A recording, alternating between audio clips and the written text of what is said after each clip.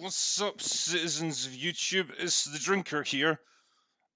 This is like my first live stream since I got a new setup and new internet and new everything. So basically, I'm here to just test it out and see if it fucking works for once. I'm going to check with you guys and get you to confirm if you can actually hear what I'm saying.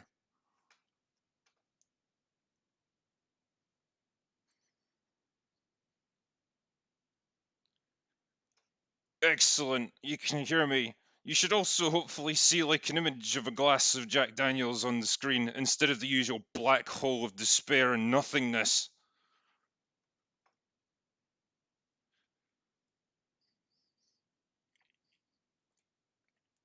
Excellent. Cool, it's working. Well, hello everyone, thanks for tuning in tonight.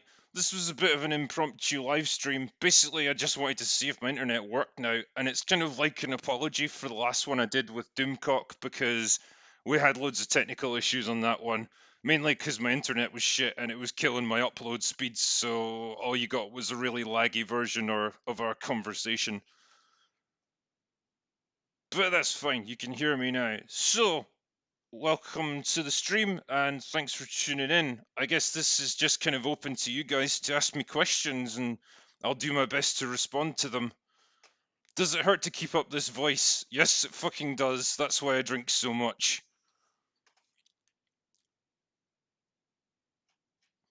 There was a question I've seen back here where someone was asking me, do you write a script or is your videos all just off your head? I am off my head most of the time, but I also write a script to help me along because it helps to get my thoughts into some kind of order. Otherwise, it's kind of tricky to write a well-structured or to do a well-structured video and review of things. Always Right asks me how much time for one video for the whole process. It kind of depends on the length of the video. I mean, when I did my review of The Predator, it took me about 3 days to write the script. It only takes me about half an hour to record the audio, but then the editing's an absolute pain in the arse because there's an awful lot of footage that I have to splice in, and it's kind of dependent on how easily I can get hold of it. Also, you have to be really careful about copyright infringement. So if your clips are longer than about 10 seconds, you're pretty much going to get nailed. That's why I have to like splice it up so much. And doing all that kind of thing, well, it takes a lot of time. Eric Stewart says, you ever wonder what abortions do in heaven? Not really. Thanks for making me feel really down now.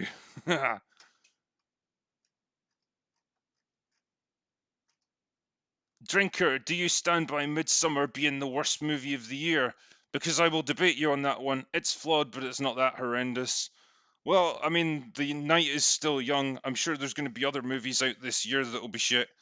Yeah, Midsummer wasn't a favourite of mine, as you probably know. It just made me feel bored and kind of depressed when I was watching it, for all the reasons I highlighted. And a lot of people obviously try to defend it because it's an allegory for the breakup of a relationship, and I made my thoughts kind of clear on that one. I think it's fine to have a movie that's an allegory for something, but it has to function as the actual genre of movie that it's trying to be. In this case, Midsummer was trying to be a horror movie that's also allegorical. It might succeed as an allegory, but it kind of failed as a horror movie because it wasn't really scary or compelling. Are predators sexist? No, but they could be autistic if they get their way. What part would I play in Avengers? I'd like to play the Power Stone that knocks out Captain Marvel. To be honest, I think that would be a great part for me. Am I ever going to give up drinking? Asks Nethercore99. No, that's like the source of my power.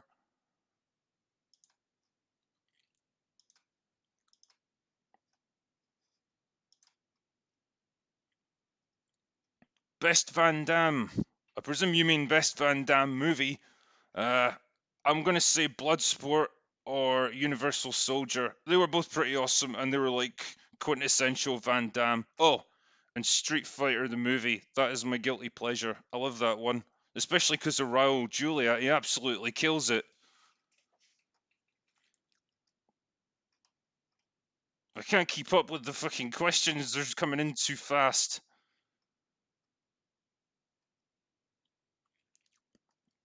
The worst movie I've ever seen relative to its budget was Pearl Harbor, says Sebastian Pye. Well, I don't know, man. I thought Pearl Harbor had its moments. I mean, it wasn't a great movie by any stretch, but I mean, as a war movie, it was pretty good. The battle scenes were alright. Summer in Scotland is when the locals stop having blue skin. Yeah, you can, Scotland's an interesting place. Like, if you walk down the street wearing a brightly coloured t-shirt, you can fucking feel the trees leaning in towards you to try and get some light. It's awful. Drinker, what's your favourite film? I've got a few, but the one I intend to review next, and it's definitely one of my favourites, is Falling Down. It stars Michael Douglas. I've been meaning to do a video on this for ages, and I just keep getting sidetracked by shitty movies that I want to tear apart. But that's a movie I've wanted to talk about for a long time. I really like it. I love the characters in it. I love the kind of storyline of it, and I love the things that it addresses in terms of its ideas. And I think it's actually as relevant now as it was back then. Can we get a Terminator 1 review? Says Kyle Reese. Oh, Kyle, always wanting that little bit more. It'd be quite good to review all the Terminator movies, to be honest. It's just finding the time, I suppose. There's so many new ones that keep coming out, and it's almost like every time a new film comes out, I'm almost like, I've got to give my opinion on this. So yeah, it's sometimes nice to go back and revisit these older movies, and yeah, I'd especially love to talk about Terminator 1 and 2. Both excellent movies, and yeah, it would be a good thing to do. Drinker, have you seen Skull Island? Brie Larson has an ironically great quote about media, something like, "If three sources tell you the same story word for word, you know they're lying."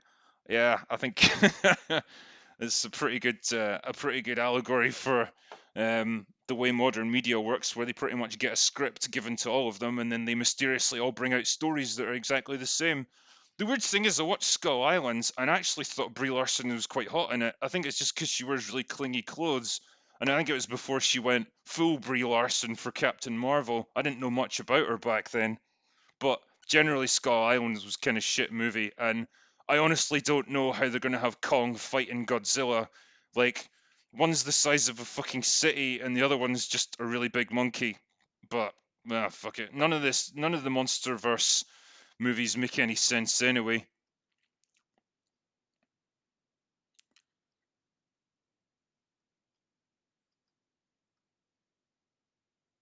Why am I Scottish? I don't know. I was born that way, I suppose.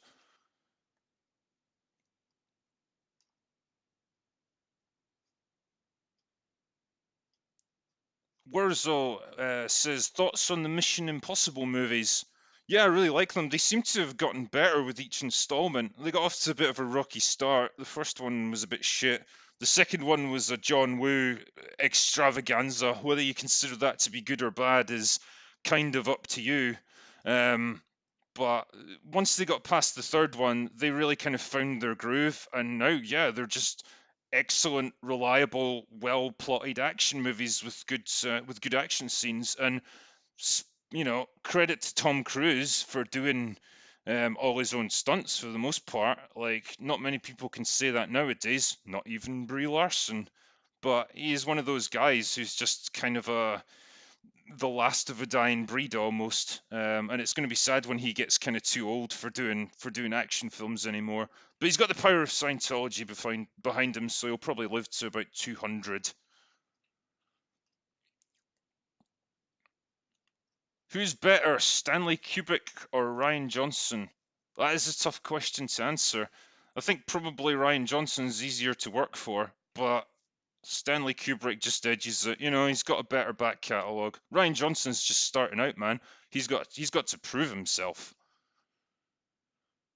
Kristen Stewart or Brie Larson, who would you rather cast for your biopic? I'd rather murder myself really than deal with either of those people.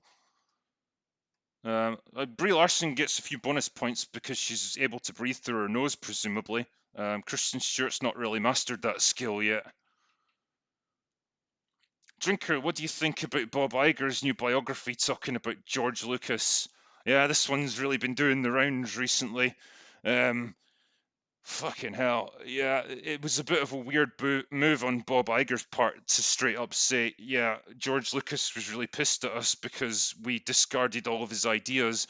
I don't really know what they were hoping to achieve with that one, but yeah, it paints them in a really bad light. I think, particularly when you look back on those videos with Kathleen Kennedy, sitting there with George Lucas saying, "We're going to protect your characters, George. Don't worry. We need to honor them and tell the story you wanted to tell."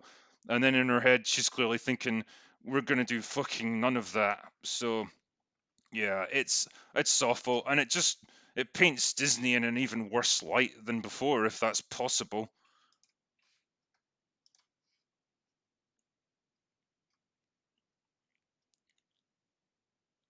Would you do a review of the Captain Marvel porn parody?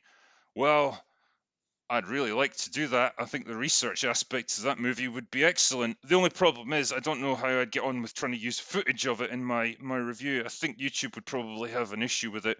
But I can pretty much guarantee you the acting will be better than the actual Captain Marvel movie.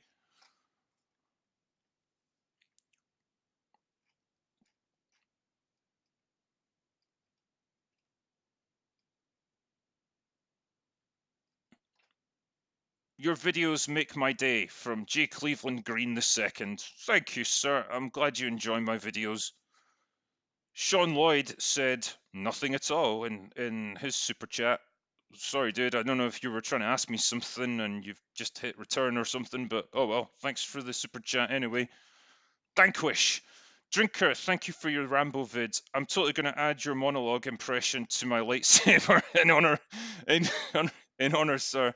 If I feel your pain. Oh, so it was you who did the lightsaber. I don't know if you guys have seen this, but this dude produced a lightsaber that's programmed with my voice, and it'll say a different drinker phrase every time you hit something with it. It's glorious to see. Um, yeah, I got a bit of pushback on the Rambo video actually, and I guess that was one of the things I wanted to talk about in this live stream. Um, yeah, I think a lot of people felt like I was probably a bit too harsh on the movie. Um, they may be right. Like it was a tricky one to review. I think maybe my expectations were different from what the film actually delivered. I was very much of the mindset that, this is the last Rambo movie, and I'm sure Stallone's going to pull out all the stops. And Stallone, in particular, he's proven that he can write good scripts, he can write good dialogue, he can give his characters a depth that you don't often get in movies like this, but it just kind of felt like he didn't bother. Like it was a rough first draft that then just got put into production. I will say that the the final 15 or 20 minutes is when the movie really gets going. And then it becomes an excellent action film when Rambo just goes into full on no fucks given revenge mode. It's excellent, and the violence is so gory. It's just great to watch. I think my issue just came with everything that led up to that. Like it just felt like a different movie. Like if this had just been a general kidnap thriller drama, I would have been all right with that, but it's not what I expected from a Rambo film. So yeah, maybe I was a wee bit harsh with my review, but I still stand by that it was a bit of a disappointing movie, and it's probably the weakest of the Rambo franchise. Rick Endow said nothing at all. Neither did Patrick Phillips. Sorry, guys, I don't know why people seem to be sending super chats with nothing on them. But if you've got another question, I'll try and see the normal chats and reply to it.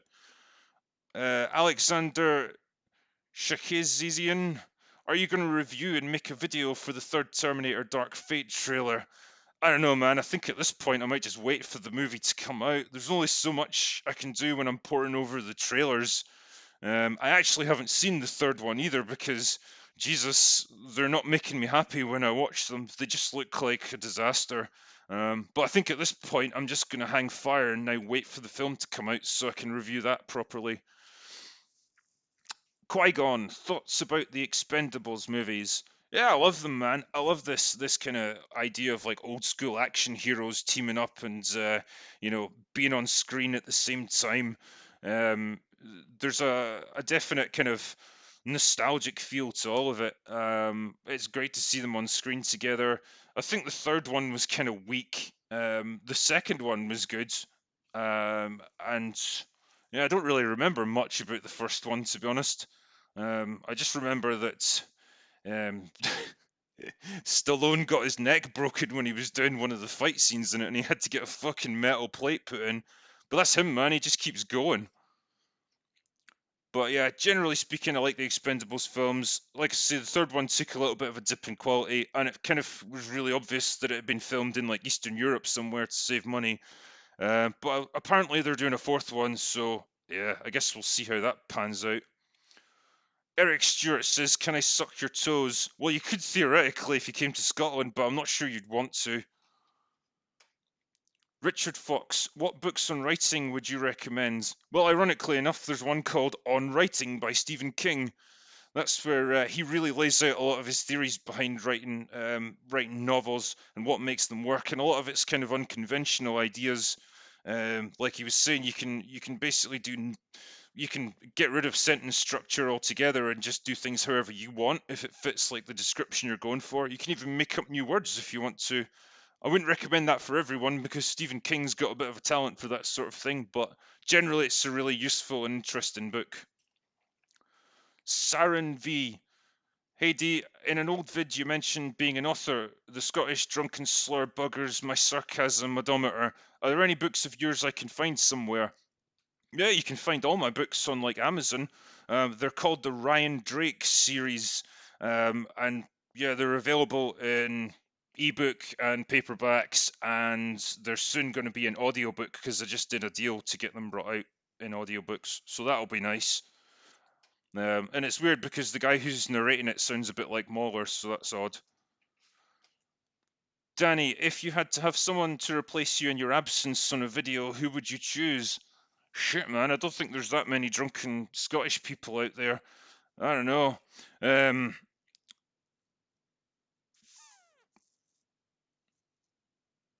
Fuck, no one comes to my mind right now. I'll come back to that one in a little while.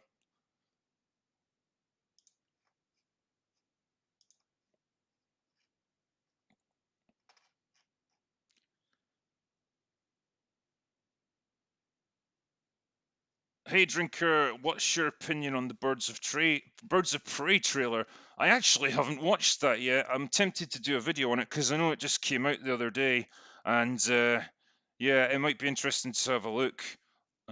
It's I get the impression that it's going to be right feminism heavy because Margot Robbie's been making a lot of noises about that kind of thing, and it's directed by a woman, so I'm a bit worried that they're trying to make a point with this film. But I'll wait and see. I'm probably going to watch the trailer after I do this live stream.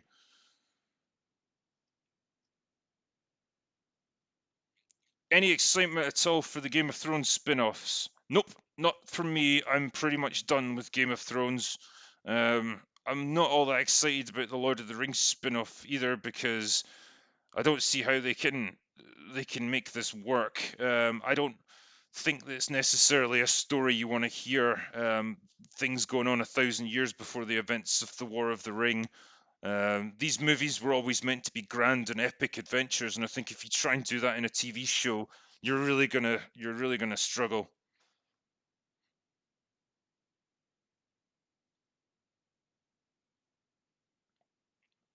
Mel Gibson as William Wallace mode for a critical drinker substitute. Yeah, that could work, I suppose.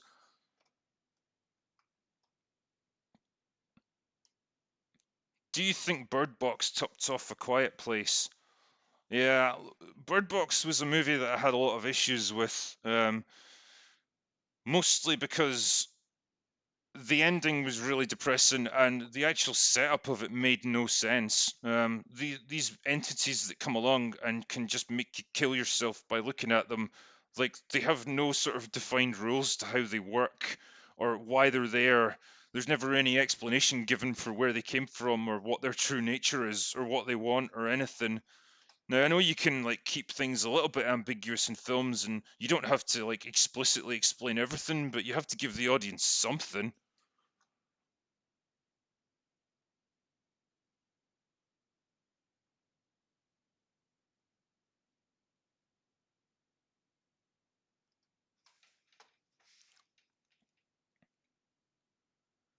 Hey Drinker, since Star Wars is one of your big topics, how much do you know about the expanded universe, including stuff like the Clone Wars microseries or The Force Unleashed? Yeah, like the expanded universe, it's not something that I've got a huge amount of knowledge of. I know it was kind of insane in terms of like the depth of the lore and the amount of different media that it covered and how many different stories it told. But from what I understand, like it was fairly coherent. Like I think people really kept um, a bit of a check on it to make sure that things didn't contradict each other too badly. And it's just kind of a shame, I think, that Disney have basically said, "No, we don't need that anymore. That's just bullshit now. Go with our far superior products."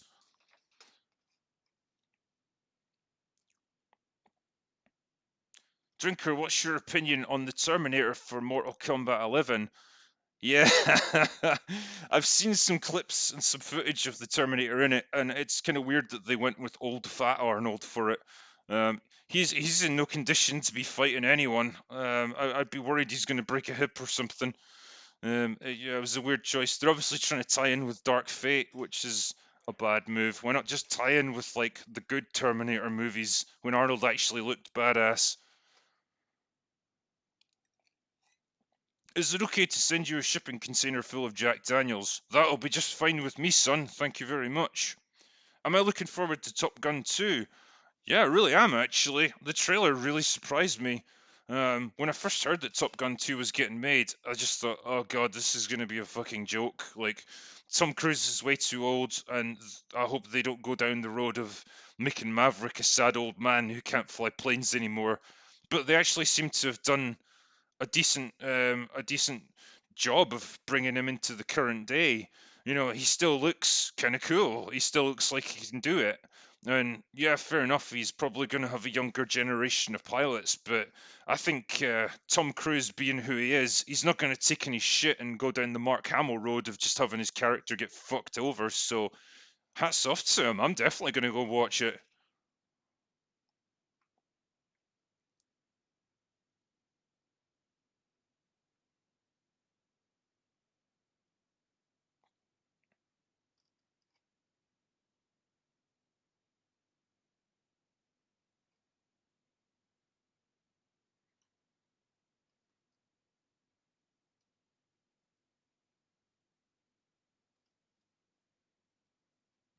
Anomaly 6 says, "Leave me alone."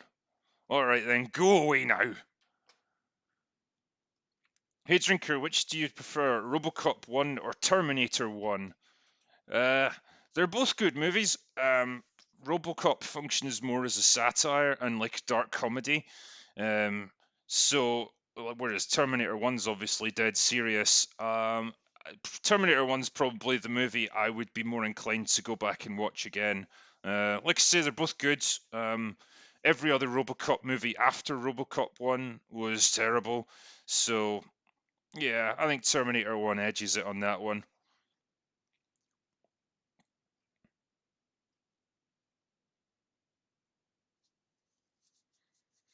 Mark, oh yeah, here we go. Hyper Dream Surfer says Mark Hamill didn't know it was going to be like that. He signed up for 3 movies thinking Lucas would handle them. This is true. I know it's a bit unfair to shit on Mark Hamill for this. It's not his fault that it happens. I just always feel like he perhaps could have protested a bit more or done something to try and stop this from happening. I know he was under contract and yeah, he probably would have got sued, but Jesus, it's just sad to see what happened to him. Media League. Since Terminator movies have gone down the bowl, would you ever support an HBO series set in the future about John Connor struggling to win the war? Big fan of your stuff, and I hope I get to do a podcast with you one day. Thanks, Media League. Well, Terminator Salvation obviously was set in the future, and it was an okay story for what it was. It was different from all the other Terminator movies. I think the problem that you would have is it's not a concept that you can play out that much, or it would be a difficult concept to like stretch out into an entire series where you've got this war, humans versus the machines, unless you get into a kind of espionage sort of storyline or a paranoia, sorry, a story that's filled with paranoia where nobody knows who's a Terminator and who isn't, and you've got people going down the sort of Battlestar Galactica road where some of the Cylons look like humans and nobody quite knows who to trust and all that sort of thing. I think when you look at the Terminator series and you see those glimpses of the future war, it was compelling just because it was so sudden and so violent and so destructive, and then it was over, and then you were back in like the present day. It was just meant to be like a nightmarish vision of this future conflict. I just don't think that's the sort of thing that you would want to see episode after episode. I think you'd have to go down a different road with it.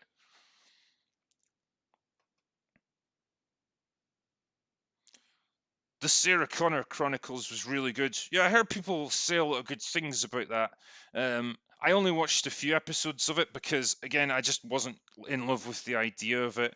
I'm not a huge fan of Lena Headey either as an actress, and yeah, I don't like the idea of like really cool epic epic movies getting turned into TV shows where they just end up looking kind of cheap, and all your favorite characters have been replaced by like different actors. Also, I'm kind of losing my voice. Excuse me for a second. That's better.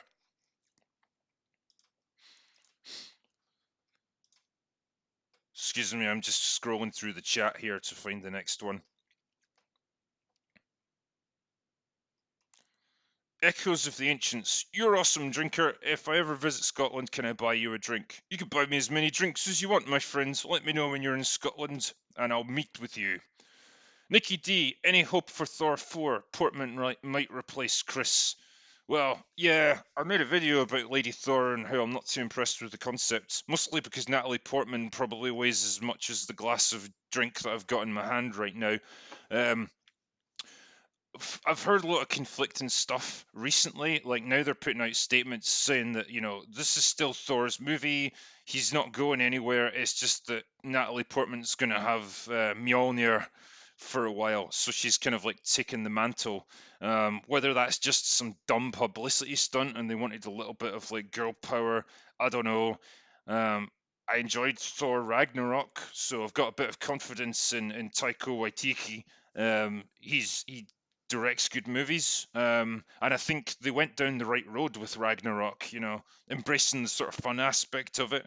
I just hope that they don't go with this whole like drunken, fat, useless Thor who's a bit pathetic. Like I want to see him in full on badass mode again, fucking shooting bolts of lightning from his eyes. That was amazing. Red Aster Whale, what is your thoughts on Trailer Park Boys? I don't know, I haven't seen it, I'm afraid, so I can't really give my thoughts on that one. My apologies. Devanor, insert important question here. Also, hi, drinker. Hi, Devanor. Thank you for your important question, and I'm glad I could answer it for you. Thoughts on Game of Thrones Season 8 winning Outstanding Drama? Excuse me, I need to go and take a shit. That's pretty much my thoughts on that one. Ever think about reviewing Alita Battle Angel from Liz Boggs? Yes, I will review that one actually. I'm just waiting until basically more footage is available that I can use for my video because as it stands, it's a bit thin on the ground right now. But yeah, it's a movie I want to talk about. It's a good film. Hey drinker, what do you think about The Irishman? Could be a 3-hour drinking session. The Irishman. Not familiar. Well, actually, that's the one where they de-age everybody. I haven't seen it yet, so I don't know. It seems a bit weird though what they're doing. I'm a bit worried that this whole de-aging thing has become like really prevalent now, and we're going to see more and more movies where they take old over-the-hill actors and try and make them young again for when they were actually popular, like that Gemini Man with Will Smith. Fucking hell, that looks terrible.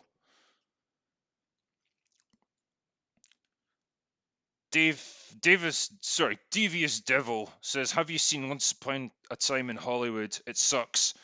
Yeah, I've heard bad things about it. To be honest, one of my friends who I trust in terms of movies said it just came across as like really long and self-indulgent and a bit shit. I haven't seen it yet, so I'll reserve judgment. It's a bit of a shame if that's the way Tarantino's going, but I will see it when it comes out on Blu-ray and give my opinion of it then. Richard Bailey says, "Love your channel. What medication was Ridley Scott on to think that fans waited 40 years to find out that Michael Fassbender created the aliens? Fuck knows, man. Like, I think he stopped taking his medication. That's why he made that movie.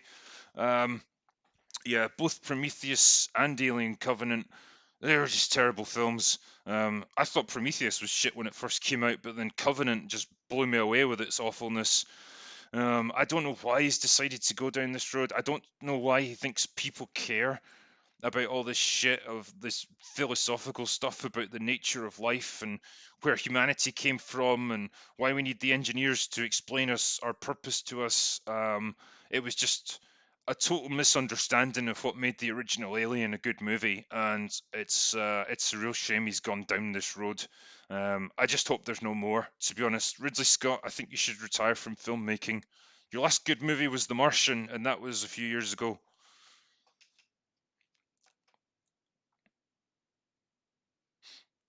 Hey, Drinker, sorry, Carl Tanner, have you seen 1983 on Netflix? You'd like it. It's a dark twist on 1984 in Poland, where communism has succeeded, but it's filled with intrigue. I haven't seen that one yet, unfortunately. I have heard a few things about it, though, that it's pretty good. I would quite like to see it because I do like that, those things set during the Cold War. It's a period of time that I find really fascinating, especially like seeing the different ways of life in like Eastern Europe and stuff. And I like alternate histories as well. Like I really want to see Man in the High Castle, and haven't put aside the time to watch that yet, but it's on my to-do list. Sean Lloyd, will you do a video on the Yellowstone series? I will if I see it. I haven't seen it yet, I'm afraid, so I can't tell you.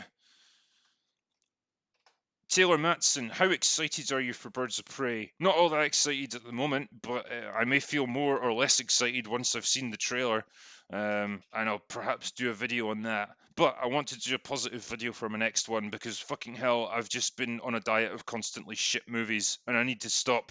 I need something better. Random videos of no particular consequence. If they remake Princess Bride, will you do a vid? Yes, I will. The very concept of it makes me sick to my stomach. Stop me remaking old movies. They got it right the first time around. You're not going to improve on it. Yeah, I don't know why they want to remake Princess Bride. I don't know if it'll actually happen, but fuck me, it just seems like a terrible idea. J. Cleveland Green II, could you do reviews on any 1980s movies like Action Jackson? I love that. Big Trouble in Little China, etc. Yeah, I will. Doing these older films is a bit more of a challenge because you've got to try and think of stuff that people haven't said about them already. But yeah, love movies like Big Trouble in Little China. I'd definitely like to do that. As I said, I'm going to do a review of Falling Down. I know that's early 90s, but it's the same sort of deal. I'd love to do like these old action flicks, like Commando and Predator and stuff like that. Like some of my favorite movies from when I was a kid. I actually think it'd be quite interesting to review all the Rambo films in order, if I get time, because it's interesting to see how they change and sort of reflect what Stallone was going through in his career at the time. Yeah, that would be a good thing to do. It's more fun, I think, in some ways to review older films when you can because you can take it at a more relaxed pace. When you get new movies coming out, you feel almost like under pressure to get a review out as quickly as possible while they're still relevant. And yeah, sometimes it's nice to just do movies that you're genuinely interested in. Qui-Gon says, as a lifelong Rambo fan, I agree with your review 100%. Thanks, man. I know some people didn't, but it's each to their own, totally. Chris says, Drinker, will you be doing a review of the Joker? Fucking yes, I will. I'm going to go see it on Saturday night, and then I'll give my thoughts on it after that. I'm really looking forward to it, though. Hopefully, it's going to be a good film. It's definitely it's getting a lot of press, that's for sure.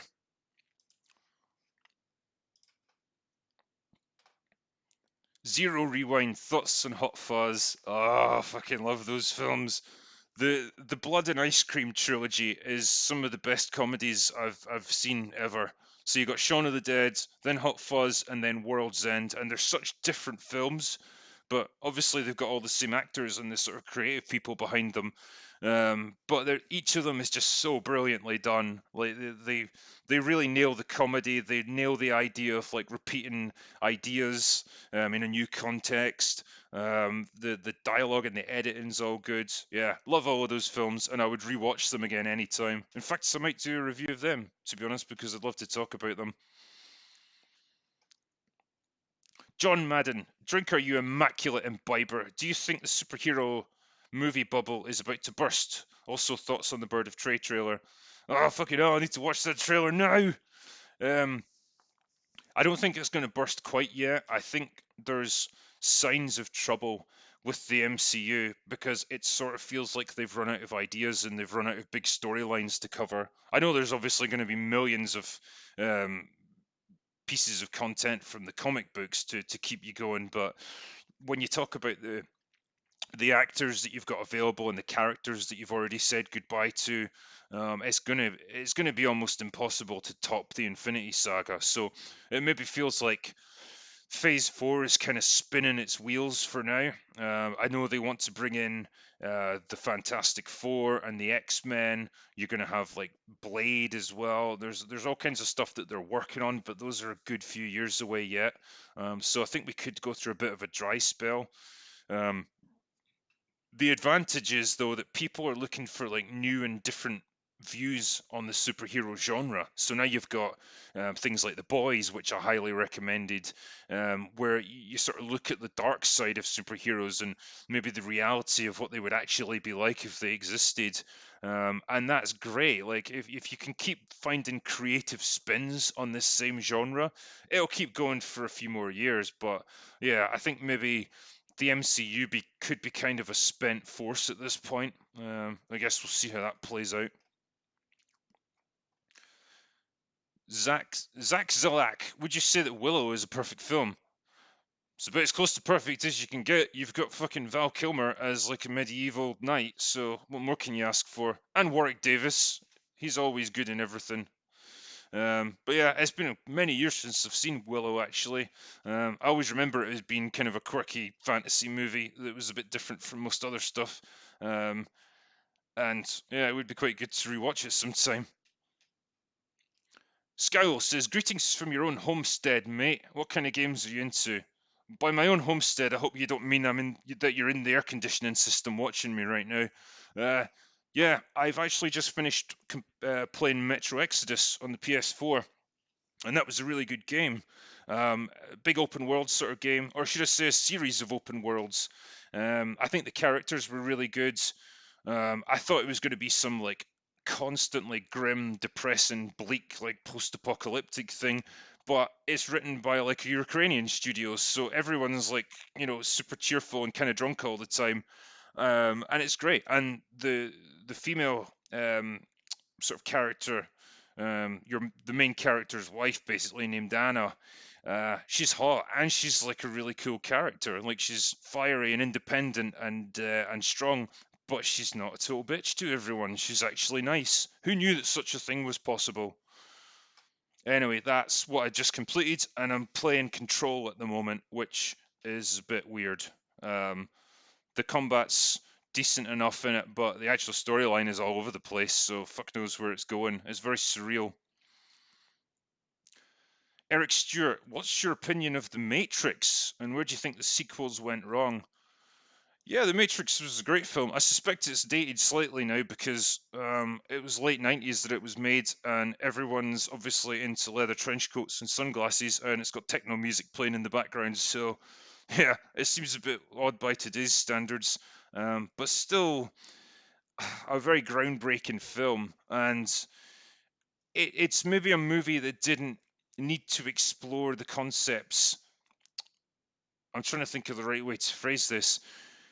The ideas that it introduced in the original Matrix movie didn't necessarily need to be expanded on the way they did in the other two. It just felt like they were done because they wanted to make more money out of it, not necessarily because they had a great additional story to tell.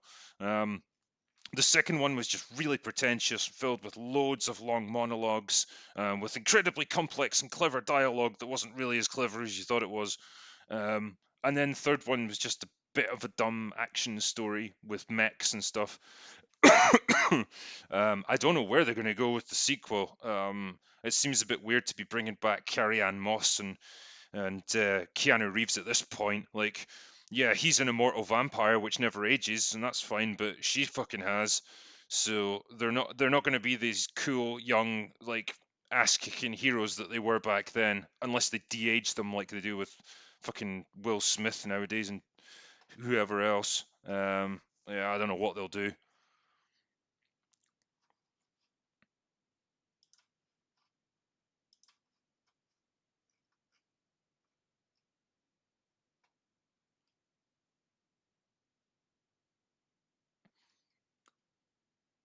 Lone Berserker, what do you think of the Abyss and Cameron's involvement in his Terminator sequel, Dark Fate?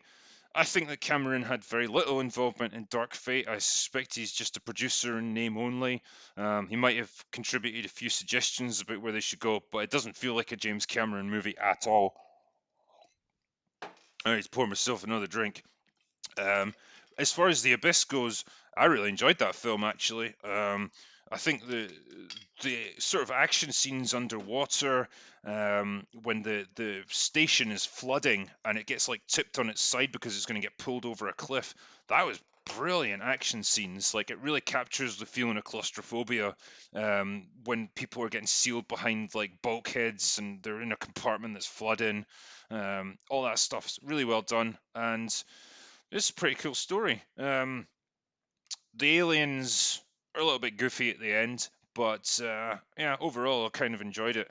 Um, and you get to see Mary Elizabeth Mastrantonio's boobs, which is always good.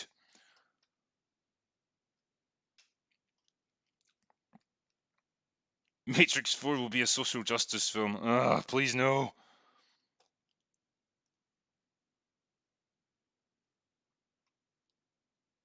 Todd Howard, greetings from a French dude. Hello, my friends. I'm glad you're enjoying the stream tonight.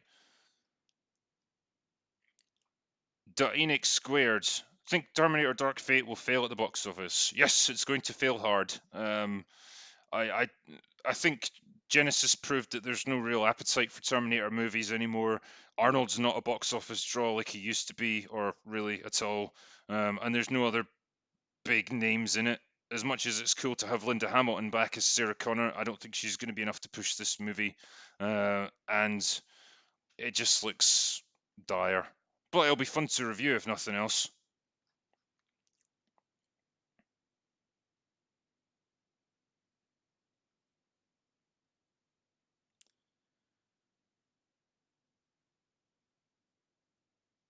Ever watched the show Father Ted, Drinker? From Strange Person. Fuck yes, I've watched Father Ted. That's why I use clips of Father Jack sometimes in my videos. Um, for the Americans watching this, you might not have heard of Father Ted, but it's about three priests living on some remote island in the middle of nowhere, and they're all kind of assholes in their own way, and it's just funny as fuck. I can't recommend it enough. It has some great comedy moments in it. Probably stuff that you wouldn't be allowed to show nowadays.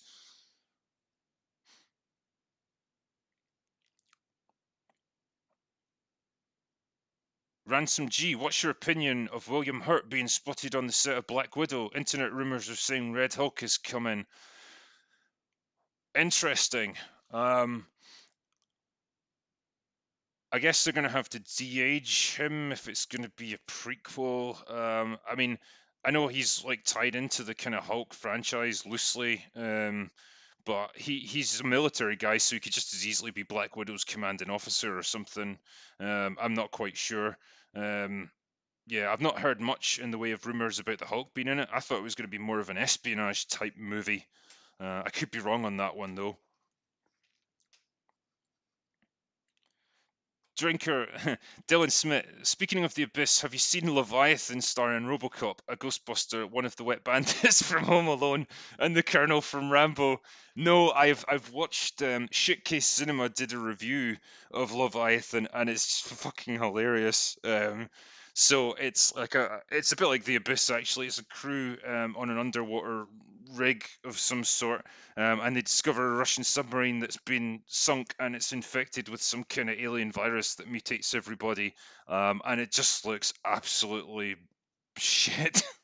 The alien effects are just like a guy in a rubber suit, basically, and yet it's got Peter Weller from RoboCop and I think Ernie Hudson from Ghostbusters, and poor old Colonel Troutman from the Rambo movies. Like, he's a great actor, and it's just a shame to see him in shit like that. Do we need an all-female remake of Casablanca?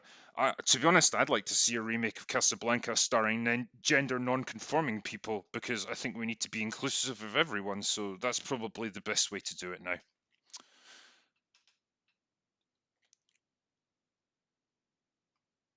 Dragon Ball X Angel. I don't know if you saw my question, but what is your opinion on A Clockwork Orange? Is it one of the best movies ever made? I've only seen Clockwork Orange all the way through once. I've seen bits of it at other times. Yeah, it's a movie that's pretty dated by today's standards, and it's pretty surreal for the most part. I think it plays on the idea of like society not really knowing how to deal with like violence and youth who are out of control and stuff like that. Malcolm McDowell gives a great performance in it. Um, Beyond that, there's not much I can say. It's not the kind of movie that I think I'd want to watch like repeatedly. It's challenging film, I guess. Um, it's got the dude who played Darth Vader in it. I know that much. Out of costume for once. He just plays a big hulking bodybuilder dude who's just randomly there. But yeah, it's one of those films I guess you feel obliged to see, but it wouldn't be ranked as like one of my top movies ever. Jonathan Rain, Linda Hamilton lost her MILF status years ago. Yeah, she's like 70 years old or whatever now. Like, I think like 15 or 20 years ago, if she'd come back around the time of Terminator 3, I think she could have made a good comeback. She probably could have got herself still into pretty good shape in her 40s, and still been a bit of an ass kicker. But now she's doing that same thing that Arnold does, where she basically just walks really slowly around because those old hips can't handle the running anymore. Yeah, it's a bit sad to see her now.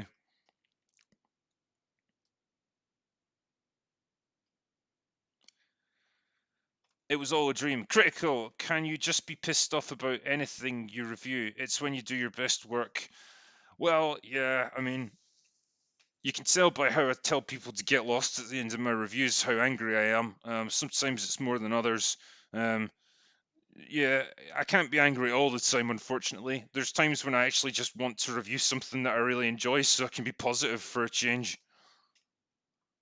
Down with this sort of thing. It's a Father Ted quote there. Careful now.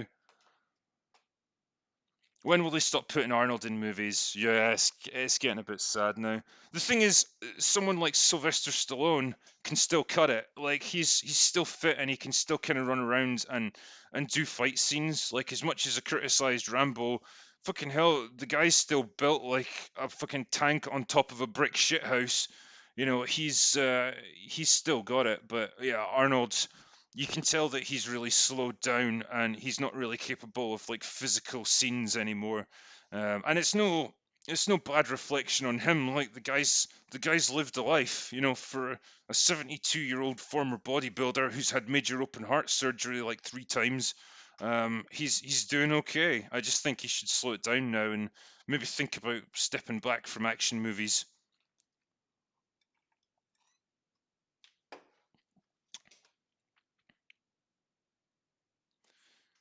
I get why you don't like Rambo 5, but don't you think it's a nice counterweight to all the Mary Sue's, plank of wood, political correct movies nowadays? Yeah, absolutely. I couldn't agree more, and that's one of the reasons I was so excited about it. Um, it certainly got marked up a little bit, in my opinion, because of those things. Like, there's none of that nonsense in it, and that definitely improves it. I just think.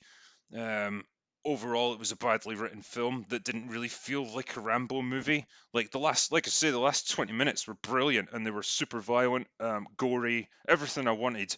I just would have liked to have seen more pace to the rest of it, because the rest of it just felt like a kind of slow, tedious kidnapping drama. And the scenes where it tried to be dramatic came off as kind of comical, because all I could hear was Stallone just going. Drinker, have you ever reviewed The Road? No, I haven't actually. I've watched the film and I've read the book, and they were excellent. But fucking hell, it's a bleak story. It would be a tough one to review actually, because it doesn't have much of a plot. Like, it's pretty just a straight up kind of survival journey for the two characters.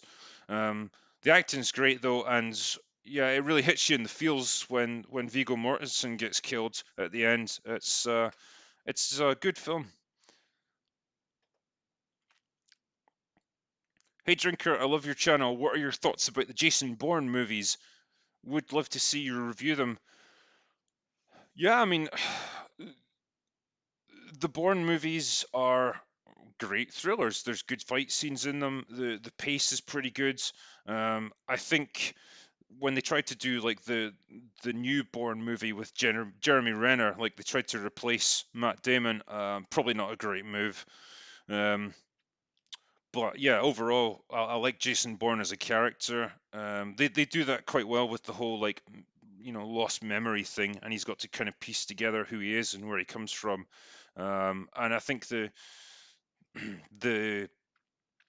sort of inner workings of all these covert agencies and stuff is pretty accurate, I guess. It's kind of similar vein to what I ended up writing my books and basing them around. I like that whole world of like the CIA and special operations and espionage and all that stuff. It's really cool.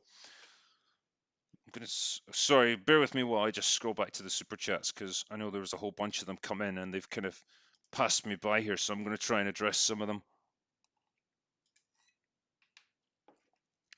Uh, Steve Sampback. Hopefully this question didn't post multiple times.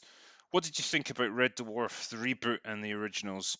Yeah, I fucking love Red Dwarf, man. Again, that's why I sometimes use that clip of Rimmer in a red and white check gingham dress when he makes that weird noise, because it's just so fucking funny. It's so random that I just I can't get past it.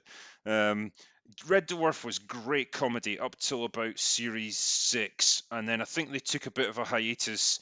And then one of the writers left. I know it was like two guys, Rob Grant and Doug Naylor, and I can't remember which one of them left, but I presume it was the guy who was responsible for most of the humor, because it became a bit predictable and kind of obvious. Like the humor wasn't as slick as it used to be, and yeah, it kind of faded away after that. Then they did this sort of Back to Earth mini series, which I thought was terrible. It was a weird like mishmash of like copying scenes out of Blade Runner and all kinds of weird shit, and they kind of went like down a sort of comedy drama route. They tried to make it into something that it just totally shouldn't have been. And then I think they eventually came back with new seasons in the past few years, but it just kind of feels like they're too old for it now. They all look a lot older, and maybe it's just hard to buy into now, because it just looks like a bunch of middle-aged men trying to be funny and act like they're 20 years younger. But Red Dwarf in its prime was fucking brilliant. Loved it. Charles Caballero, on a scale of Johnny Walker's Red to Blue, how legendary was the school fight scene in season 2 of Cobra Kai? I fucking love that. I love Cobra Kai in general, and yeah, some of the fights were great fun. I love Hawk when he just loses his shit and he starts fighting everyone. Yeah, Cobra Kai is one of those shows that I do recommend to people. Season 2 um, went a little bit downhill from season 1, just because they started focusing a bit too much on like the younger generation, the younger actors and characters, and they don't have the kind of interest to carry it like guys like Johnny and Daniel did. They're the people that you really care about. But I have heard rumors that Elizabeth Shue is going to be coming back for season 3, so I really hope that happens because that'll be great. Andrew Clark, they killed John Connor in the first act of. Yeah, I presume you're talking about Terminator Dark Fate there. What's my thoughts on that? I actually had a person email me who was in a test screening of that movie, and that's pretty much what he told me. Um, I apologize for anyone who doesn't want the movie ruined, but I'm just telling you what I heard. Um, yeah, that's gonna be shit if they do that. It's like saying this guy who was the centerpiece of the entire franchise, like humanity's last hope, is just kind of killed off in like the first 5 minutes of the movie. That is like as disrespectful as what they did to Luke Skywalker, and he's been replaced by a girl because girls are more important than guys, I guess. Yeah, it's just totally symbolic, I guess, of everything that I dislike about this movie already, and it shows me that it's going to be shit. So yeah, that's my thoughts on that. I don't like it. Um, Jake Cleveland Green, hey, do you like From Paris with Love and Nic Cage? I haven't seen From Paris with Love. Generally speaking, I do like Nic Cage because he's batshit crazy, and he, he's one of a kind, is Nick. He seems to take every fucking script that crosses his desk these days because of all his tax problems. Um, I actually saw a movie he was in recently called Mandy, where it's like this weird psychedelic 1980s horror movie where his wife gets murdered by some cult and he just goes on this crazy revenge trip. And fuck me, he goes full Nick Cage in that. It's just incredible to watch. But yeah, I like the guy. He's unique. He's Nick Cage. Lord Lord Heffman, sorry, I couldn't say your name there. Speaking of 90s action movies, what do you think of The Jackal with Bruce Willis? I loved seeing him blow off Jack Black's arm with the gun turret. I'd forgotten about that. Excuse me. I got to wet my whistle here. Um, yeah, that gun was fucking cool, man. It's like a radio-controlled gun that you can fucking blow cars up with and stuff.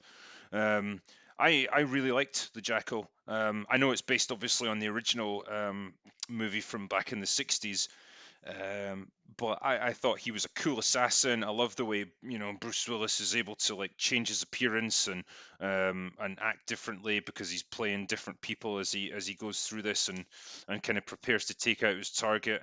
Not sure Richard Gere was a good guy to like kind of star opposite him. Um, there's lots of things I associate Richard Gere with, but it's not action movies, that's for fucking sure. And his Irish accent was kind of all over the place. But generally, yeah, I liked it. Taylor Matson, ever watched The Void? If yes, what's your thoughts? No, I haven't watched The Void, I'm afraid, so I can't give you my thoughts on that one. I apologise.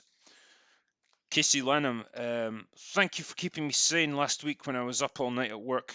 I forced a ton of my friends to listen to you. Any thoughts on the upcoming Dune remake? Thank you again, you handsome bastard. Thank you, Casey. I hope your friends enjoyed my videos as well. Yeah, like I've read the original novel of Dune. Really enjoyed it. You've got the 1980s movie, and then they did a mini series like a few years back. Both I thought were fine. I don't know much about the remake of it. I think nobody's ever captured the kind of epic story of Dune quite right.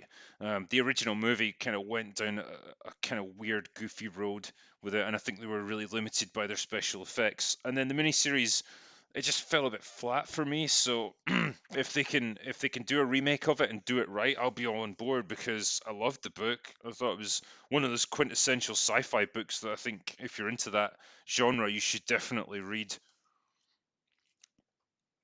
Echoes of the Ancients.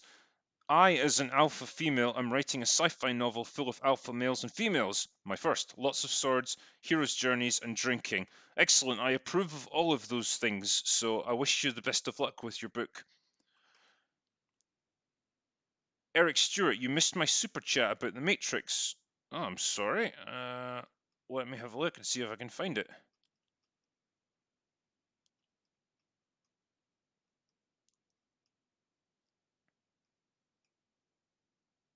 I did not miss your super chat about that, sir. I talked about it earlier. I guess I'm just catching up with some of these super chats now, so apologise about that. Joshua Gayu, author. Curious about your self-publishing experiences. Have you found your expanding popularity on your YouTube has translated to an expanding reading audience? I've never self-published, if I'm honest. I've always been with actual publishing houses. I guess I've been kind of lucky that way. So I don't really know what the sort of self-publishing industry is like. But yeah, I haven't tried to cross over the two things very much. It's not like I've used my YouTube channel to plug my books or get people to buy them. But if anyone does want to buy them, I'll put the link in the description. No, just kidding. Anyway, um, yeah, like I remember I did one video, I think, where it's like my sort of 100,000 subscribers Q&A kind of thing, and I mentioned my books there, and I did see a bit of a spike in sales, so that was all good. I would imagine that, there's other YouTubers that I know of who have got reasonably big followings who've then written a book, and they can use one sort of market to kind of magnify the other. I don't want people to think I'm just using my YouTube channel as an excuse to plug other stuff that I'm doing. I'd rather focus on the things my channel's about. But yeah, I hope that helps. I certainly recommend, if you're trying to get published, get yourself a literary agent who can then submit you to publishing houses. That's probably the easiest way, because they they've got the marketing budget and the know-how and the contacts to get your name out there, because otherwise you're just one other writer in a field of probably hundreds of thousands that are going to get published every year, and you'll just get lost in the mix. Uh, okay, cool. I'm caught up with the super chats for now, I think. Where's my chat? Where's my chat? And I just realised I got 1,000 people watching. That's nice.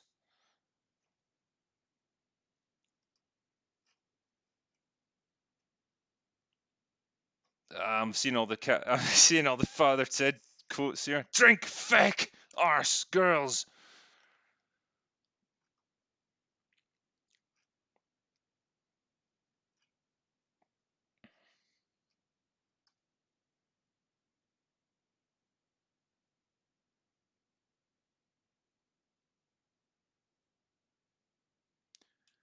Right. Mark Levin, drinker, you sexy sot. What can we ever hope to see a good movie again? There's so much leftist crap that's infested our cinemas nowadays. Yeah, I mean, you know, it's not all bad. Movies like The Joker, I'm hoping are going to be really good. Rambo 5, as much as I tore into it in my review, at least it wasn't all kind of political ideology. There are still people out there, doing movies that aren't political, shall we say. And I think the best thing we can all do is kind of support those films. If they're good and they're non-political and they're not pushing an agenda, then go see them and tell people about them, because ultimately the success of a film determines whether more films like that get made. And I think that's the best way to do it. Yeah, even films like Top Gun 2, I actually think will be kind of free of politics for the most part, because I don't think Tom Cruise is just going to tolerate that shit. So yeah, find the movies that don't have that stuff in them, and tell people about them. I mean, I'll certainly do my best with my own channel. Like, if I go to the cinema and I see movies that I genuinely love, then I'll tell people, and I'll do a good review on it, because that's how word of mouth spreads, I suppose. Will you be back on EFAP? Almost certainly, yeah. I chat to Moller from time to time, and yeah, the last EFAP I did was a couple of weeks ago. So I think they rotate us, every month or two. It's usually, I would imagine you'll have to wait a few more weeks before I'm back on it again. But I'll let you know if I'm going to be doing the next one.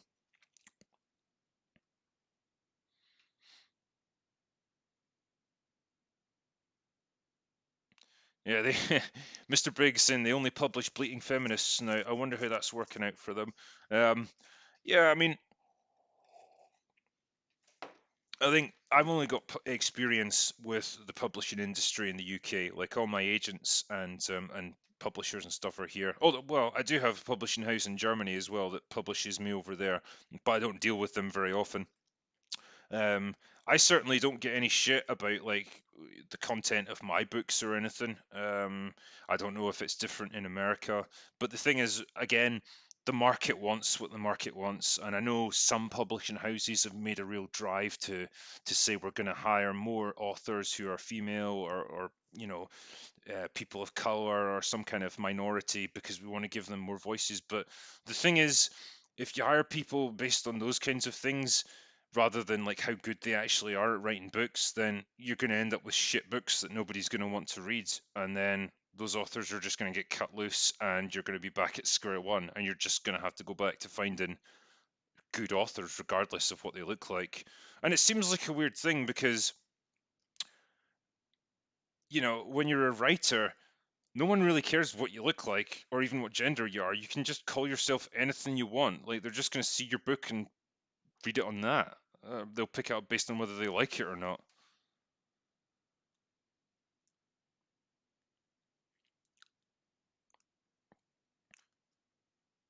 Thank you, Drinker, for sitting through Game of Thrones season 8 so that we don't have to.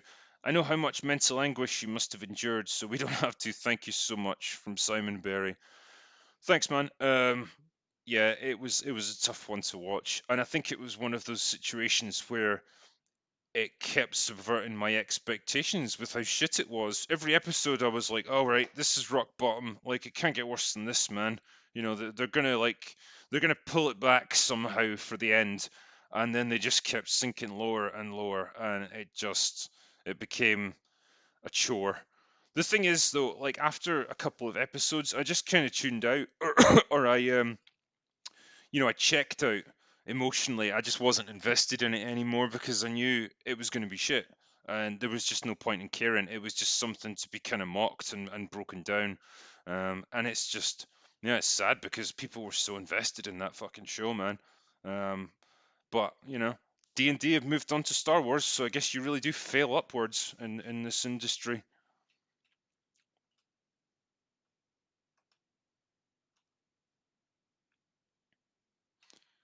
Hello, sorry, Lord Metalman. Hello, my fellow Scotsman. In today's modern infected entertainment, who would you say are the biggest and saddest victims of the SJW agenda movement?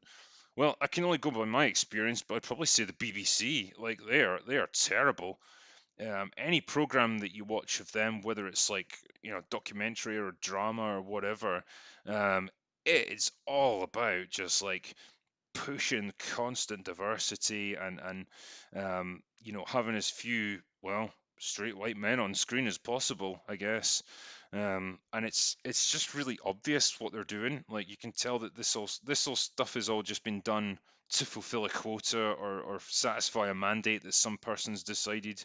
Yeah, they're really bad, and it's gotten to the point where I don't really want to watch BBC shows now because they're just so fucking preachy and shit.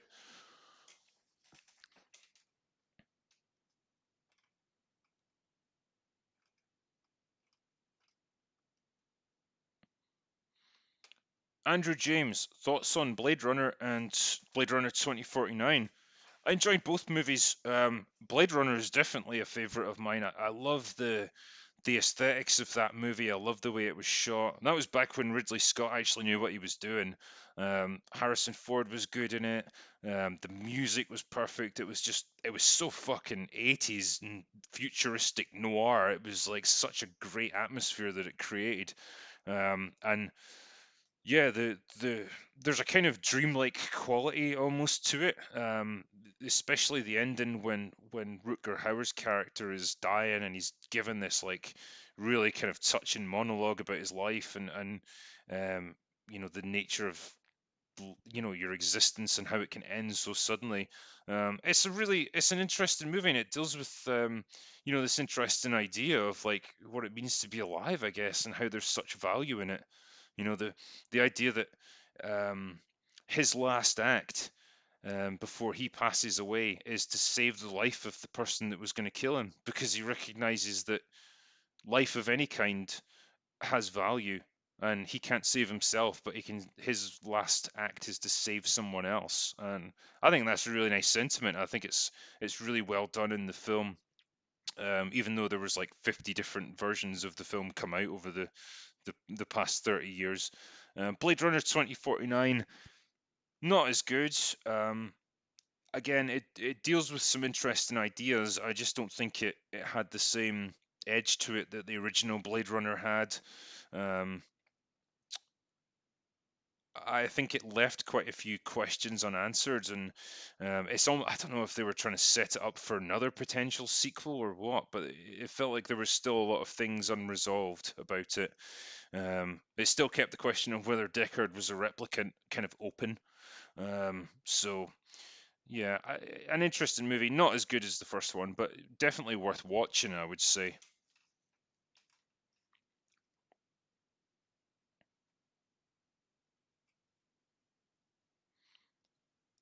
What did you think of the original Total Recall? Ah, yeah, that was that was quite a movie.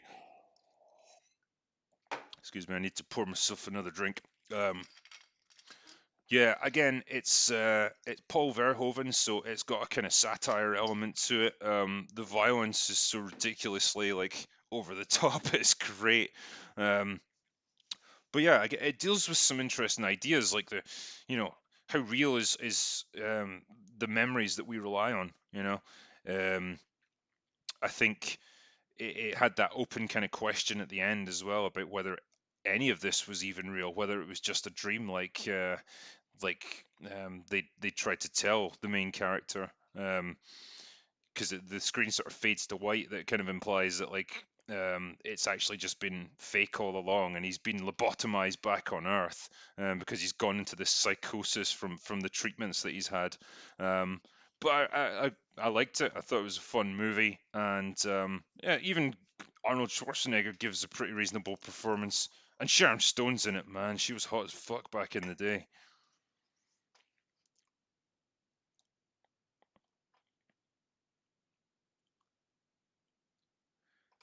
The Anime Slayer. What if Arnie, Stallone, and other wealthy stars fund new franchises or form a studio? That's one way to make films devoid of SJW nonsense. That is actually a really fucking good idea. I would love it if they did something like that. The thing is, like, people are so tired of all this stuff that, like, if you were to make a film that's explicitly against all of that, or it's just going to ignore all of that stuff, it would clean up. It really would. Like, people would go and watch it just because they are so tired of films that pander to politics. So, man, I wish they would do something like that, because I think, you know, guys like Arnie and Stallone, obviously they're getting older now, and they're not they're not able to do the action like they used to, but it would be great to see them in that kind of mentoring role, or producer role, because they've obviously still got clout within the industry, and they could kind of mentor the next generation of stars, I guess.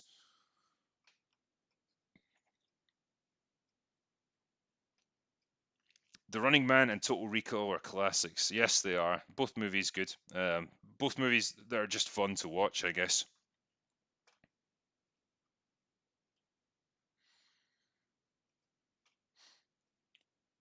Anthony Scioli, are there any modern movies that you like? Yeah, I mean, like I say, I've done Drinker Recommends. It's mostly been TV shows so far, but there's definitely good stuff getting produced now. I enjoyed Endgame. I thought thought that was a pretty enjoyable movie. I'm pretty sure the Joker's going to be good. I probably give the impression with my channel that I just hate everything, but um, I guess I always feel like more of an urge to review stuff that's bad, because I feel like I want to call attention to it almost, and maybe I should spend a bit more time praising good movies. So yeah, there's still good movies getting produced now, and I think, like I've said earlier, it's kind of on all of us, I guess, to let people know about them, and talk about them and spread the word, because that's how they're going to get seen ultimately. Drinker, you word wizard, thoughts on The Last of Us? Any advice for people with loads of ideas for history/fantasy stories but poor writing skills? Drinks on me if I'm ever in Scotland or you're in Slovenia. Thank you, my friend. Right, whole bunch of questions to get through there. So, The Last of Us, it was an excellent game. Naughty Dog really know what they're doing when it comes to this kind of storytelling. Brilliantly performed, excellent graphics. The story was really good. For those people who haven't played the game, it's like a set in the future where like a virus has kind of overtaken most of the world and turned most of the population into zombies. I think it's spread by some kind of fungus. And you've got to kind of fight your way through that, and you've got to protect this young girl named Ellie who's got an immunity to it. And at the end, your character's faced with a choice about whether to sacrifice her and perhaps save humanity, um, or save her life and potentially give up the one chance to find the cure to this virus. So it goes down quite a mature route with it actually, and it doesn't give easy answers. So I like that about it. Um, I'm not sure how I feel about Last of Us 2 though, because God, they seem to be playing the whole like lesbian kiss and feminism aspect pretty hard, which turns me off.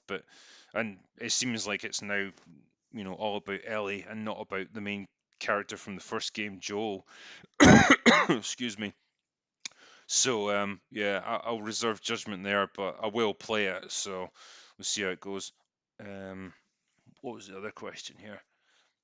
Any advice for people with loads of ideas for history, fantasy stories, but poor writing skills? You've just got to practice, man. That's the thing. Like you can learn gradually how to write better stories, but the one thing you can't learn is creativity. And don't believe anyone that says that you can. Like, don't go to any writing classes that claim they can teach you to be really creative and imaginative. You can either do that or you can't. That's just one thing you're born with. But being able to write well, just put words together well, that's something you can be taught. So the best thing to do is just practice. Like I didn't go to any classes. I didn't get taught. I just wrote stories. I started off doing it online, and I would post them on writing forums, um, and gradually got better, and gradually developed the ideas and the things that I wanted to write about, and then eventually just wrote actual books and got published. So it's just a learning process like anything else.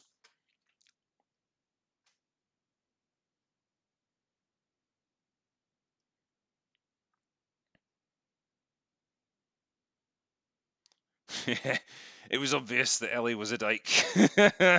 Yeah, I mean there was an expansion pack for Last of Us where she does kiss a girl. It was done in quite like a nice sort of touching way, I guess, because they're two characters that have had a really like intense survival experience together. Um, yeah, I don't know why they went all out with it. I think the trailer just maybe hypes it up more than how it's actually going to be in the game. Um, but we'll wait and see.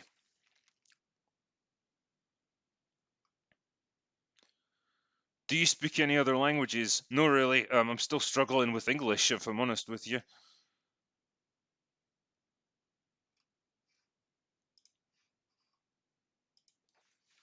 I'm gonna try and catch up with the super chats here.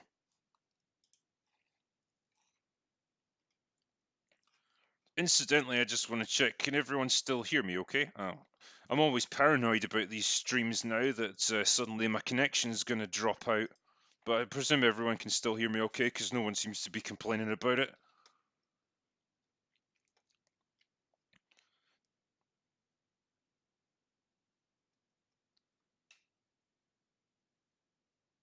Drinker, how overrated is Tessa Thompson? So fucking overrated. I hate that actress. I don't know if it's just me, and I'm genuinely putting this question out to the chat, but do you not feel like she's just got this annoying smirk on her face, like in every scene and that she's in, no matter what the character she's playing or what the situation is? She's just always smirking like she's really pleased with herself. I don't rate her as an actress at all, and I don't know why she keeps getting so many gigs because, holy shit, man, she's annoying.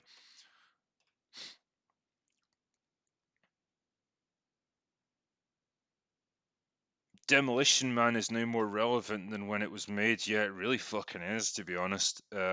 We live in a world now where if you say the wrong thing, that's classified as hate speech, and you can get prosecuted for it, or you could be in violation of the verbal morality statute. I actually like Stallone's approach to that, where he just says a bunch of swear words and then takes the fines and wipes his arse with them. I think that's the best way to do it. Um, yeah, it's weird how ahead of its time that movie was. I don't even know if it's going to be it'll end up getting banned or something because it's like subversive.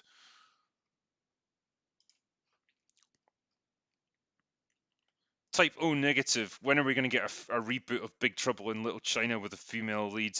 Fuck, I would shoot myself if that happened, man. Nobody can play Jack Burton but fucking Kurt Russell. He's the man. He's always going to be the man. Mental Militia, have you ever seen PCU with Jeremy Piven and David Spade? No, I've never even heard of that, if I'm honest with you. Sorry.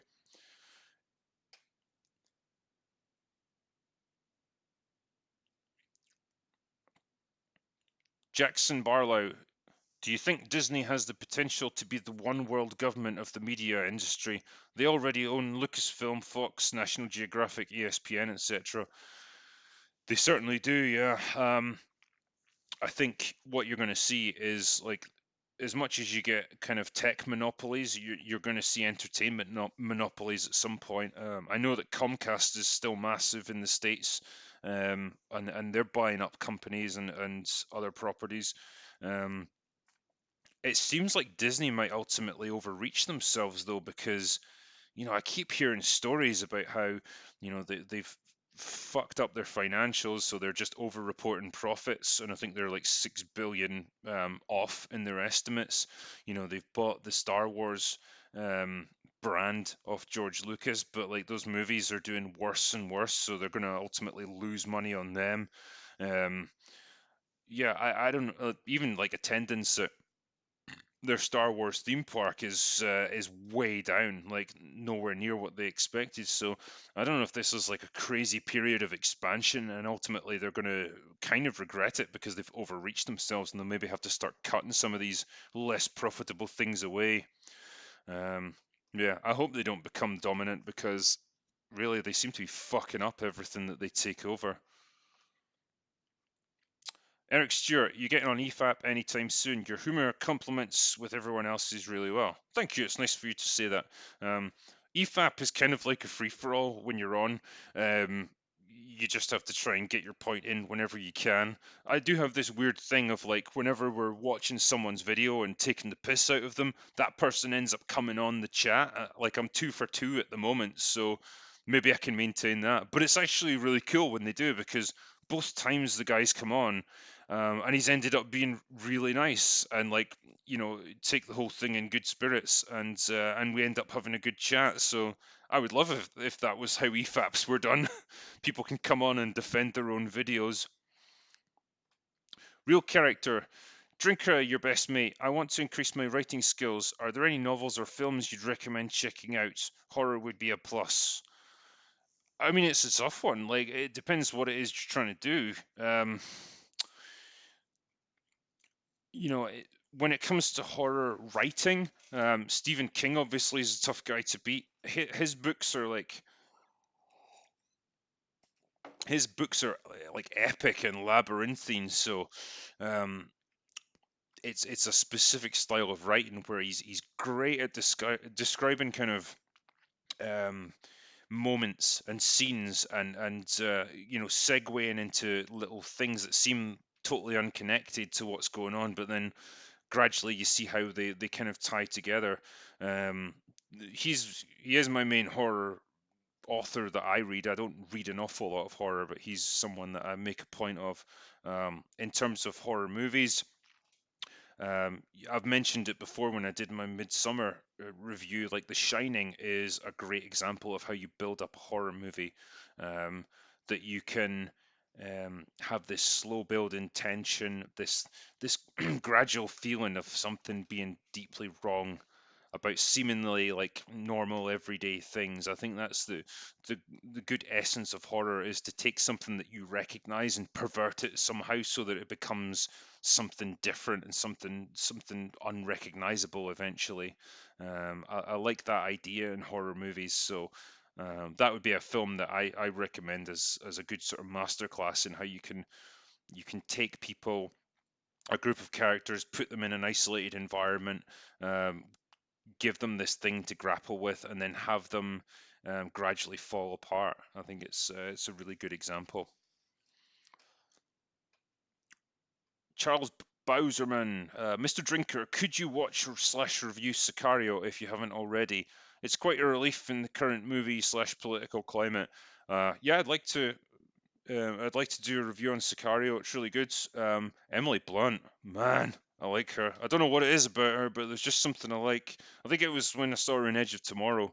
Um, but yeah, the Sicario movie, quite brutal and quite intricate and just a well done film. I like it. Reminds me of Narcos, I guess, for obvious reasons. It's kind of set in a similar climate. Magog of Morskar. Do you do guest appearances? It would be cool to have you on the show sometime.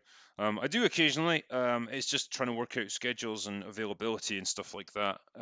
But I do sometimes appear on other people's channels and such like. Jokester. I wasn't going to donate, but I thought, nah, it'll be fine. Thanks, man. It is fine now because you've donated, so it's much appreciated. Excuse me. Alex Nelson, have you seen The Joker? It's spectacular. Joaquin Phoenix deserves an Oscar. Tremendous performance. Also, do you drink vodka? I haven't seen it yet. Like I say, I'm going to see it on Saturday night. And I do drink vodka on occasion. It's usually Russian standard, and I like to put it in the freezer for a few hours because you want it to have a little bit of viscosity there, and be really cold. Just have vodka neat. That's how I like to do it. Uh, Danquish, drinker, because you did your Rambo impression, I'm buying you another drink. Cheers. Also, very much looking forward to your falling down vid.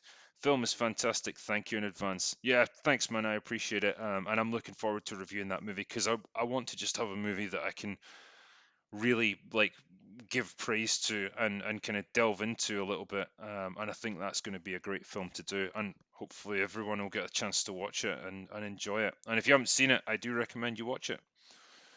Um, there, I'm caught up on super chats, I think.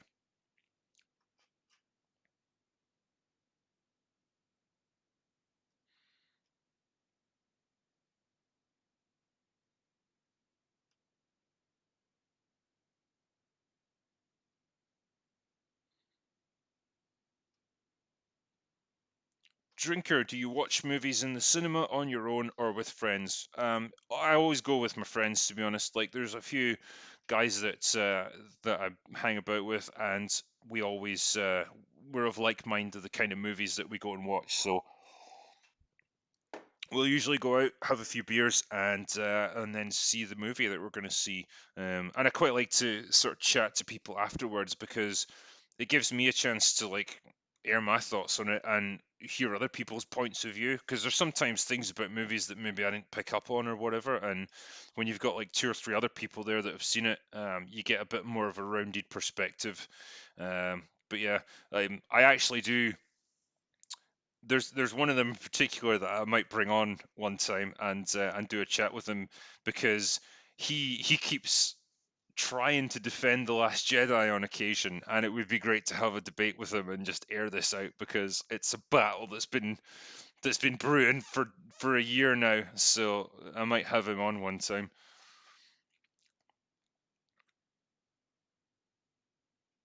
Uh, Scooters Lag, are you an Event Horizon fan? Fuck yeah, man, I am. I really enjoyed that movie. For like for a movie that was done in a pretty short time frame, I think they were really rushed with the editing and the special effects budget and stuff. It's a fucking effective horror film. I love the idea of this like haunted spacecraft that they're stuck on, and the idea that it's gone to this like alternate dimension of like absolute evil and chaos and stuff, and it's brought some of that essence back with it.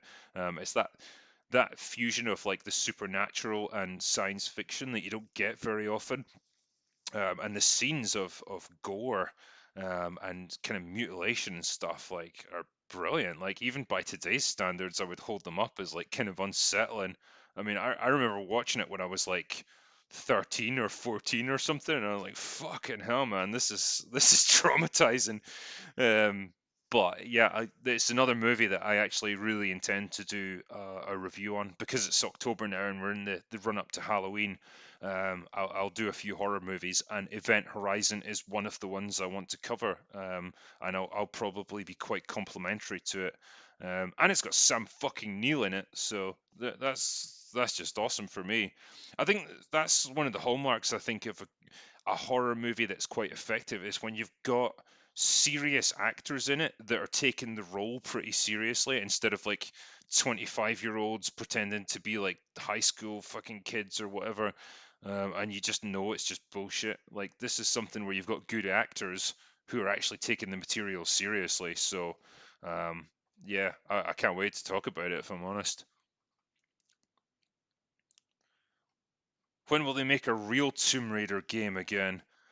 Yeah, your guess is as good as mine, man. It, I'm not a huge fan of this new trilogy that they've got going on. I think Lara Croft has become really fucking boring and annoying.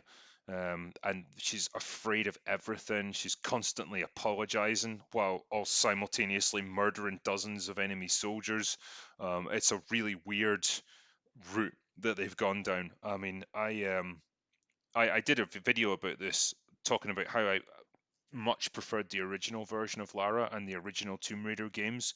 You know, obviously the graphics are farcical by today's standards, but the actual gameplay is unsurpassed. Like you really feel like you've got that spirit of exploration and problem solving and stuff. And yeah, there's combat in it, but it's not a major part of the game. So yeah, I don't know when they'll I don't know if they'll ever go back to that, if I'm honest. Like they want to make Lara realistic now and stuff. It's like fuck off. It's a fucking hot archaeologist, man. What more do you need? It's a hot woman with guns.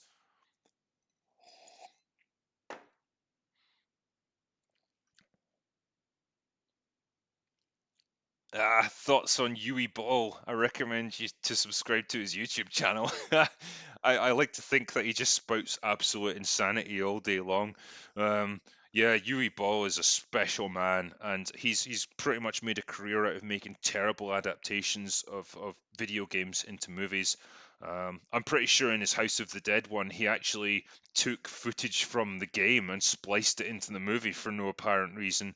I think, yeah, he's got a real element of I don't give a fuck, which is fine. You know, you've got Paul W.S. Anderson who does the Resident Evil movies, which are absolutely god awful as well. But he tries to go down a sort of higher path where he actually thinks he's making half decent films. And no, Paul, you're not. You're not making good films at all. I do like the idea that Yui Ball though. I'm pretty sure he has some kind of background as like an amateur boxer, and he once had a competition of like, I will fight any of my critics who've made fun of my movies. I'll actually fight them in a charity boxing match. And one guy actually stepped up and did fight him, and Yuri Ball knocked him the fuck out because, well, he's a boxer. You know, it's great. I wish more directors would do shit like that. Magog of Morskar. I'm an incredibly offensive comedian on YouTube. I love your work. I have a 29K audience, and not all may know you. Have your people call my people. We'll do lunch. That sounds good. As long as there's beers at that lunch, then we can do that, Magog.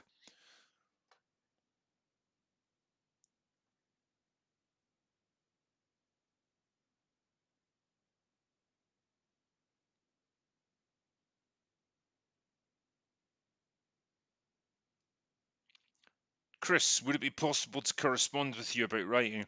Yeah, I've got like the email addresses on my YouTube channel and my about section. So if you want to email me, send your questions in and I will reply to you.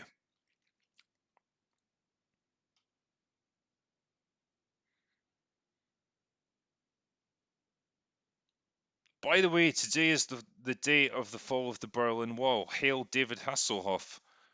Well, that's interesting because I'm pretty sure the Berlin Wall came down in early November rather than October. I could be wrong, but I'm always up for hailing David Hasselhoff. I'm pretty sure he was instrumental in ending the Cold War, actually, so well done to him.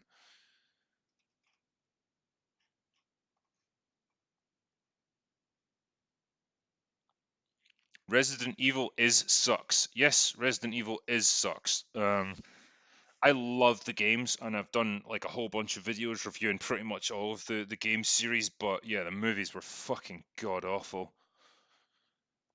Greetings from Poland, drinker. Thank you, my friend. I was in Poland in Krakow a few years ago, and they've got an absolutely lovely bar there called Wodka, which does all kinds of different flavored vodkas, and I spent a really happy evening there. So thank you for producing such great drinks in your country.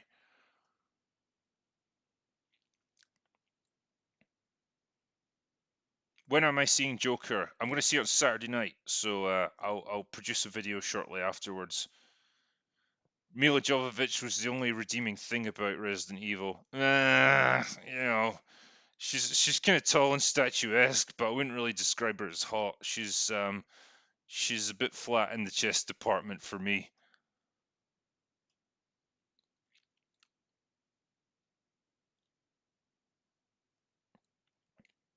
Buzz, your thoughts on changing the ethnicity of European folk slash mythical heroes, Achilles, Zeus, Guinevere, as well as historical people? Yeah, it's just a joke. Like you can't, you shouldn't ever mess with stuff like that. Um, I know that there was actually a video game called Kingdom Come Deliverance that was set in like medieval Europe, and it got a lot of flack because there was no people of color in it. And it's like, no fucking shit. It's set in medieval Europe. Like, how much immigration from Africa and the Middle East do you think there was back then? Yeah, it's you can create your own fictional stories with the most diverse cast ever, or you set it in the present day and do all that stuff. That's fine, but you can't just mess around with history and pretend that there was all this stuff going on when there absolutely wasn't, and there's nothing to support it. So yeah, I'm dead against that. Why does Van Damme make so many films where he keeps meeting his twin clone time travel past self? I honestly don't know. I like if I was to be cynical, I would say it's a bit of narcissism on his part. It's like, well, who needs a co-star when I can just have myself and I can just play both roles? Um, yeah, like it's an odd thing that Van Damme seems to have done throughout his career, where he's got twin brothers, or he's time traveled, or he's been cloned, or whatever. I like Van Damme as much as the next guy, but Jesus Christ, I don't need to see two of him in the one movie. What do I think of Gerard Butler as an actor? Uh, yeah. Gerard Butler had his moment in 300, and it's basically all been downhill from there. Um, he's probably a decent enough actor, but fuck me, he picks like the worst movies to be in. Um, all of the like London Has Fallen and like Olympus Has Fallen shit movies. He did one where he was on some like big satellite that can control the weather. Fucking Geostorm, that was it. And you can tell just by the look in his eyes, like he's dying inside. He just doesn't want to be there, and he's just doing it for the payday. And it's like, you need a better agent, man. You really do. He just had a bad ride of it.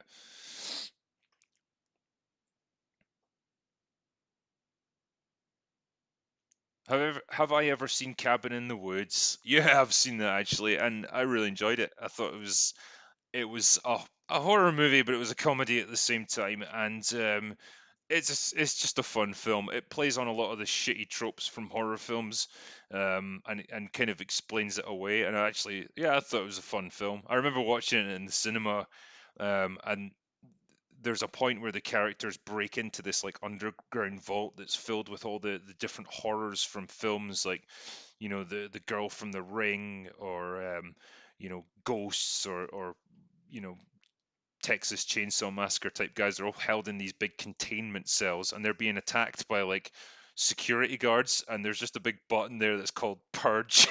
It's just going to release everything from its cell, and they just have this moment where the camera hovers over it. And I remember looking at my mate and just going, "This is going to be fucking awesome."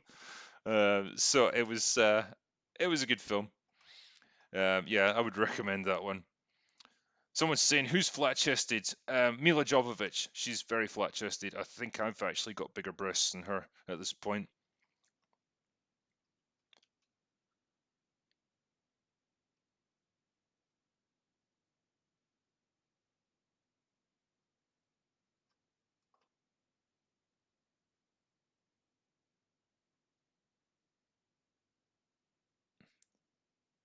I'm just scrolling through the chat here. Excuse me one moment.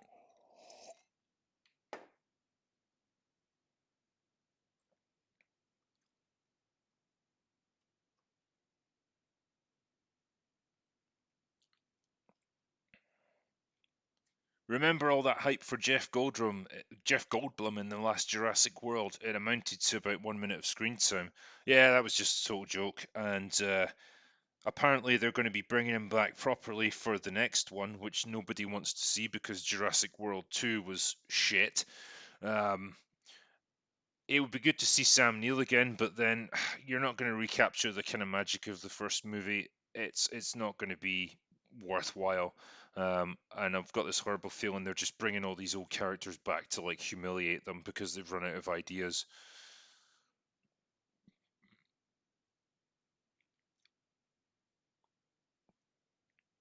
Any films that I've enjoyed which are objectively terrible? Good question. I've said this before actually. I kind of enjoyed Batman versus Superman.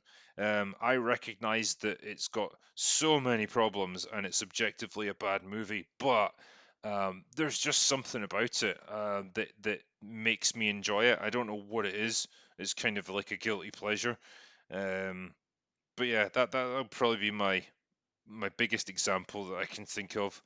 I think Ben Affleck, actually, I'll give him his dues, was a pretty good Batman and a pretty good Bruce Wayne, especially. He actually seemed like he was kind of having fun in the role. And then they did Justice League, and for some reason he was really fat and looked completely different.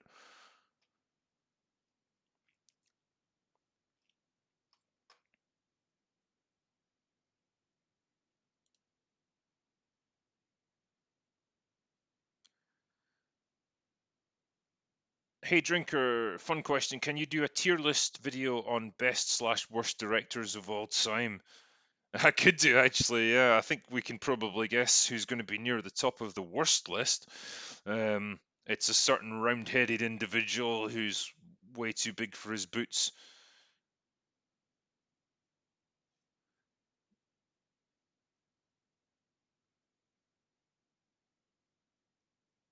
80-year-old Laura Dern, go away now. Yeah, she's been soured a little bit for me ever since The Last Jedi. It was weird because when I was watching that movie, I actually didn't recognize that it was her. It was like it wasn't until one of my mates leaned over and said to me, "That's the girl from fucking Jurassic Park." Um, I think Laura Dern's a weird one because like she's in like one big movie every 20 years or so. It's weird, but it's good to get her out the house, I suppose. So hopefully she'll have a good time doing Jurassic World 3. Holdo will hyperspeed ram the dinosaurs 65 million years into the past. Yeah, I hope she does actually, and I hope she's still got purple hair.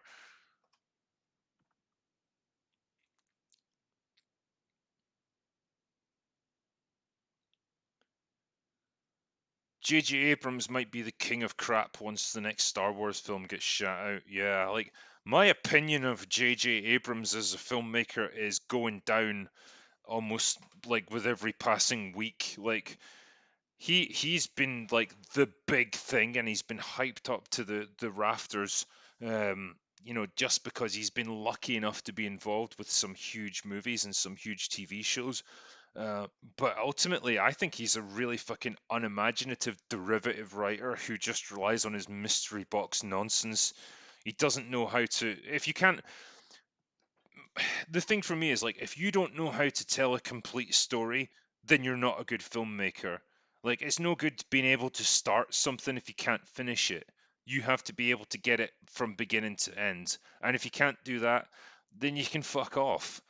And I think this is the thing with him. Like he did Star Trek and he bastardized that and turned it into some frantic madcap action movie with a bit of sci-fi sprinkled in, and then he fucked off to do Star Wars, and now he's trying to wash his hands of that, and he got begged back because Ryan Johnson fucked up the series so much.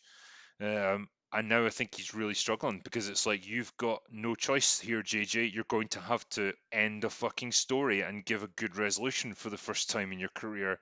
And I think he's going to drop the ball, to be honest. So, yeah, I think he's a guy whose bubble is going to burst at some point.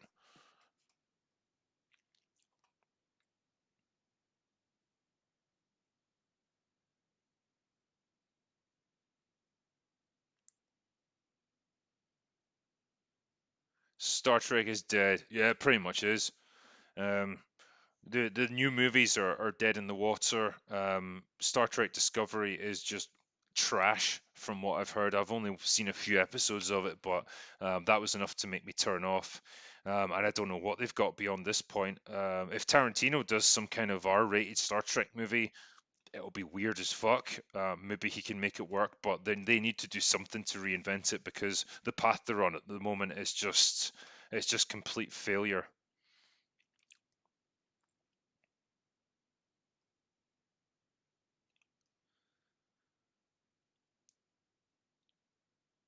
Have you ever walked out of a film? If so, which one?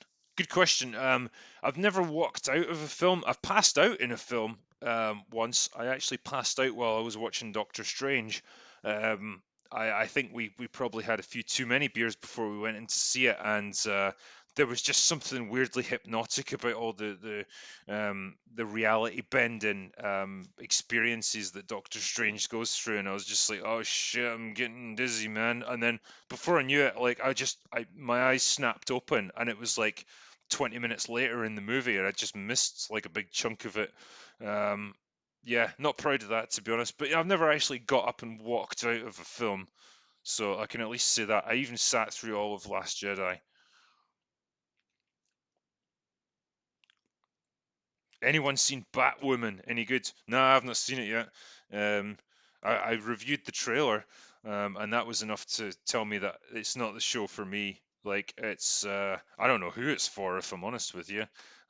Probably if you've got purple hair and you weigh about 300 pounds, and you live with a bunch of cats, then it's the TV show for you, man. But otherwise, for normal people, nah, I don't think you're gonna get much out of it.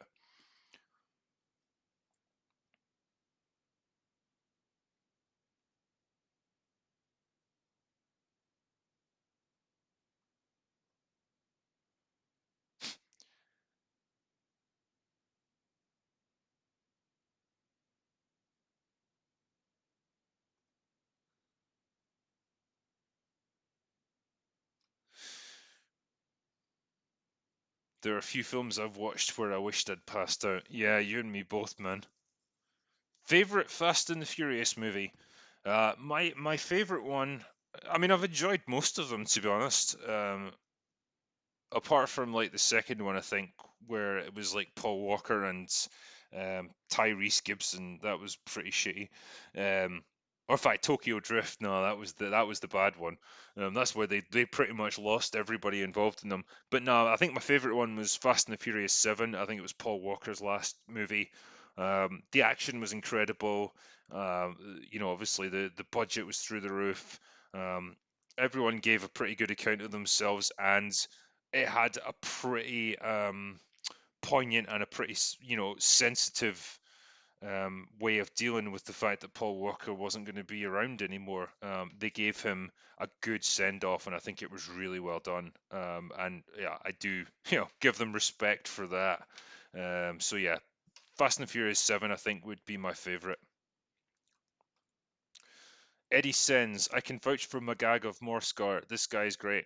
Cool. I'll have to check out his channel at sometime. What am I drinking? I've got a bottle of Gentleman Jack here. that I've been sipping while I've been doing this because my throat gets a bit dry when I'm doing these live streams.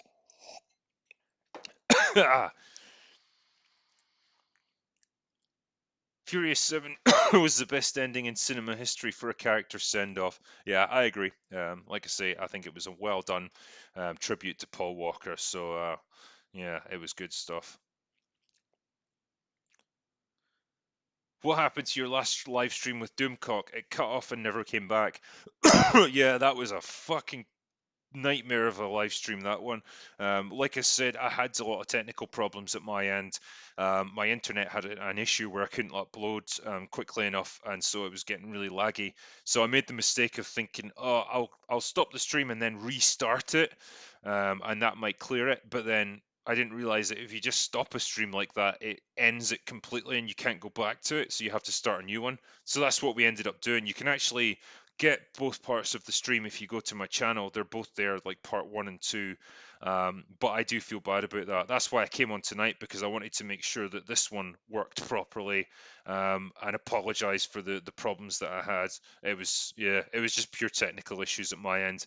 But I will try and get Doomcock back on at some point, and we can do another one, because he was a really nice guest to have on, and a really entertaining guy all around.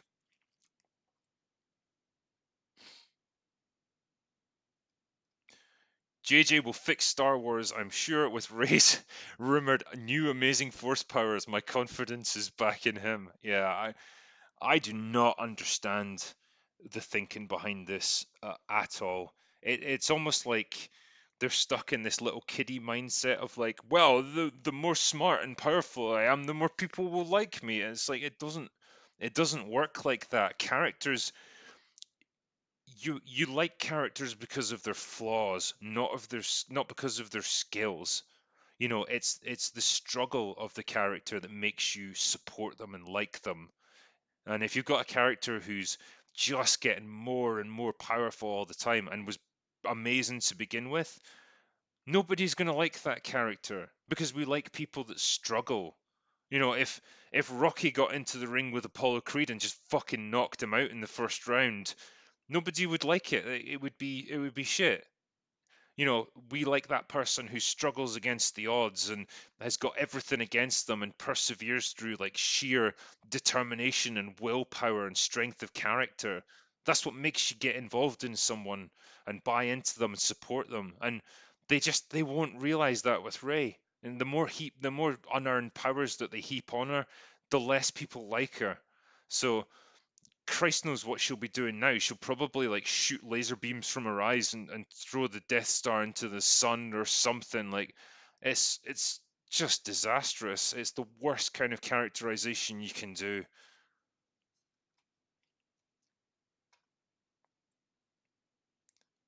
What's my opinion on rumors about the next Bond being female?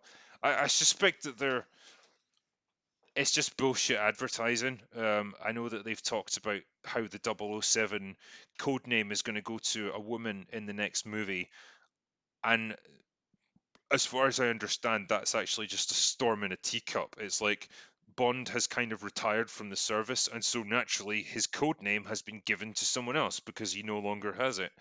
Um, I don't. I really hope they're never stupid enough to actually make James Bond a woman, because it would destroy everything about the character. And it's really patronizing to whatever woman is going to be playing him or her, because it's like you're saying you can't just have a cool female spy. It has to be a cool male character that's been taken over by a woman, and it just seems dumb. Like, you know, it changes the dynamics of the character completely as well. Like if you've got James Bond, who's a ladies' man, and he's able to sleep with women um, as and when he wants, because he's got that ability to seduce them. That says a lot about him. That says a lot about his charisma and his character. If you've got a woman who can sleep with any man, what's the achievement in that? Like, basically, if you're female and you've got a pulse, you can probably find guys to sleep with you. It's not that hard. It's creates a completely different dynamic for the character, and it would just be shit. So I hope they never ever do it, because it would be a terrible idea.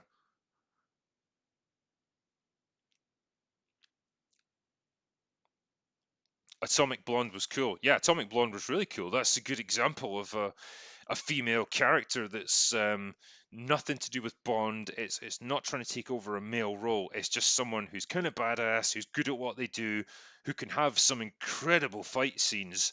And you can sort of believe it. Like, she's not super strong. She can be hurt. She can be injured. She can be beat down. That's what you want in a female character that's totally badass. But it's like no one seems to realize that at the moment.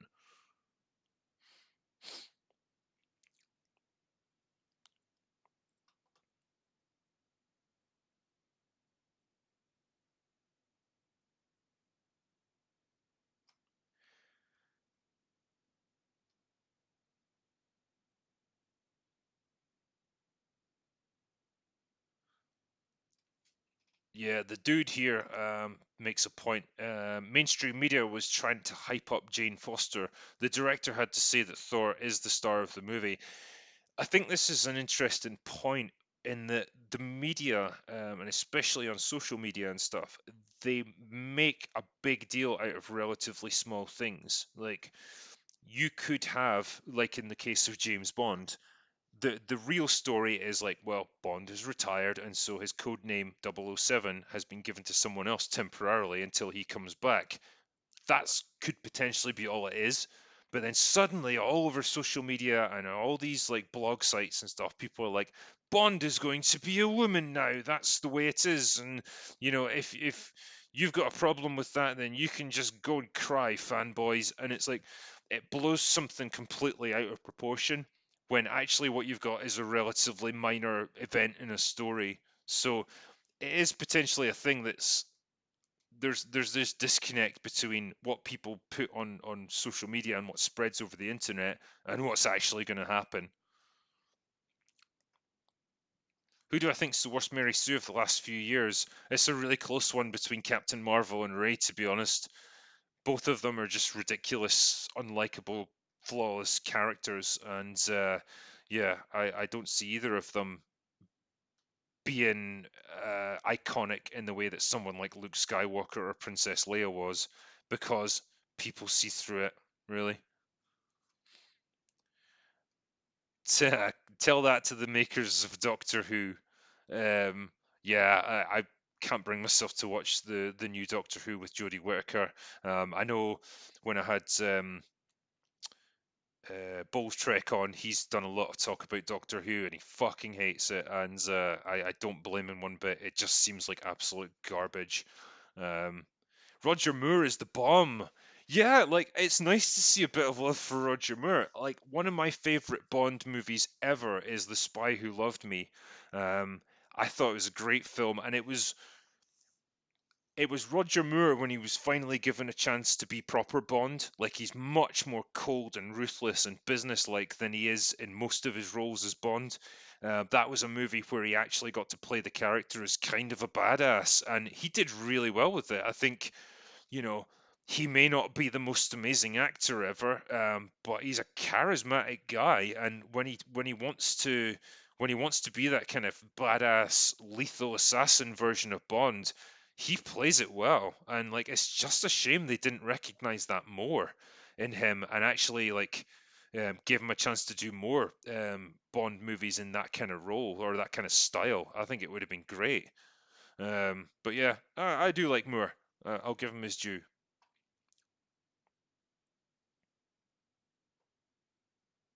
Timothy Dalton's underrated. He is actually. He played Bond apparently a lot closer to the personality he had in the actual books. He was much like the way I was talking about Roger Moore there. He was a much colder and more ruthless version of Bond. It came across as a little bit flat on screen. I just think because compared to like Moore and Connery, he wasn't as memorable, I guess. But Dalton is a solid actor, and he obviously played Bond really seriously. And I think he was only in two movies, but I think the second one, where it was about a drug smuggling operation or something along those lines, I remember that as being a really good film. I liked it. Excuse me for a second while I bring up the super chats.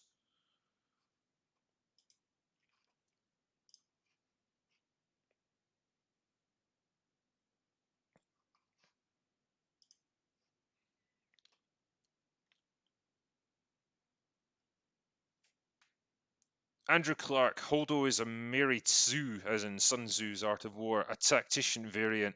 Yeah, like her hyperspace ramming maneuver is just pure gold. Like, it's not causing problems for the franchise at all.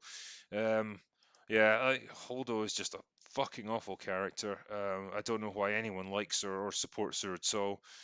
Um, Basil says Stallone is a hypocrite. He is vehemently anti-gun, but not in his movies. Also, hail Doomcock and try not to die of liver cirrhosis, my drunk friend.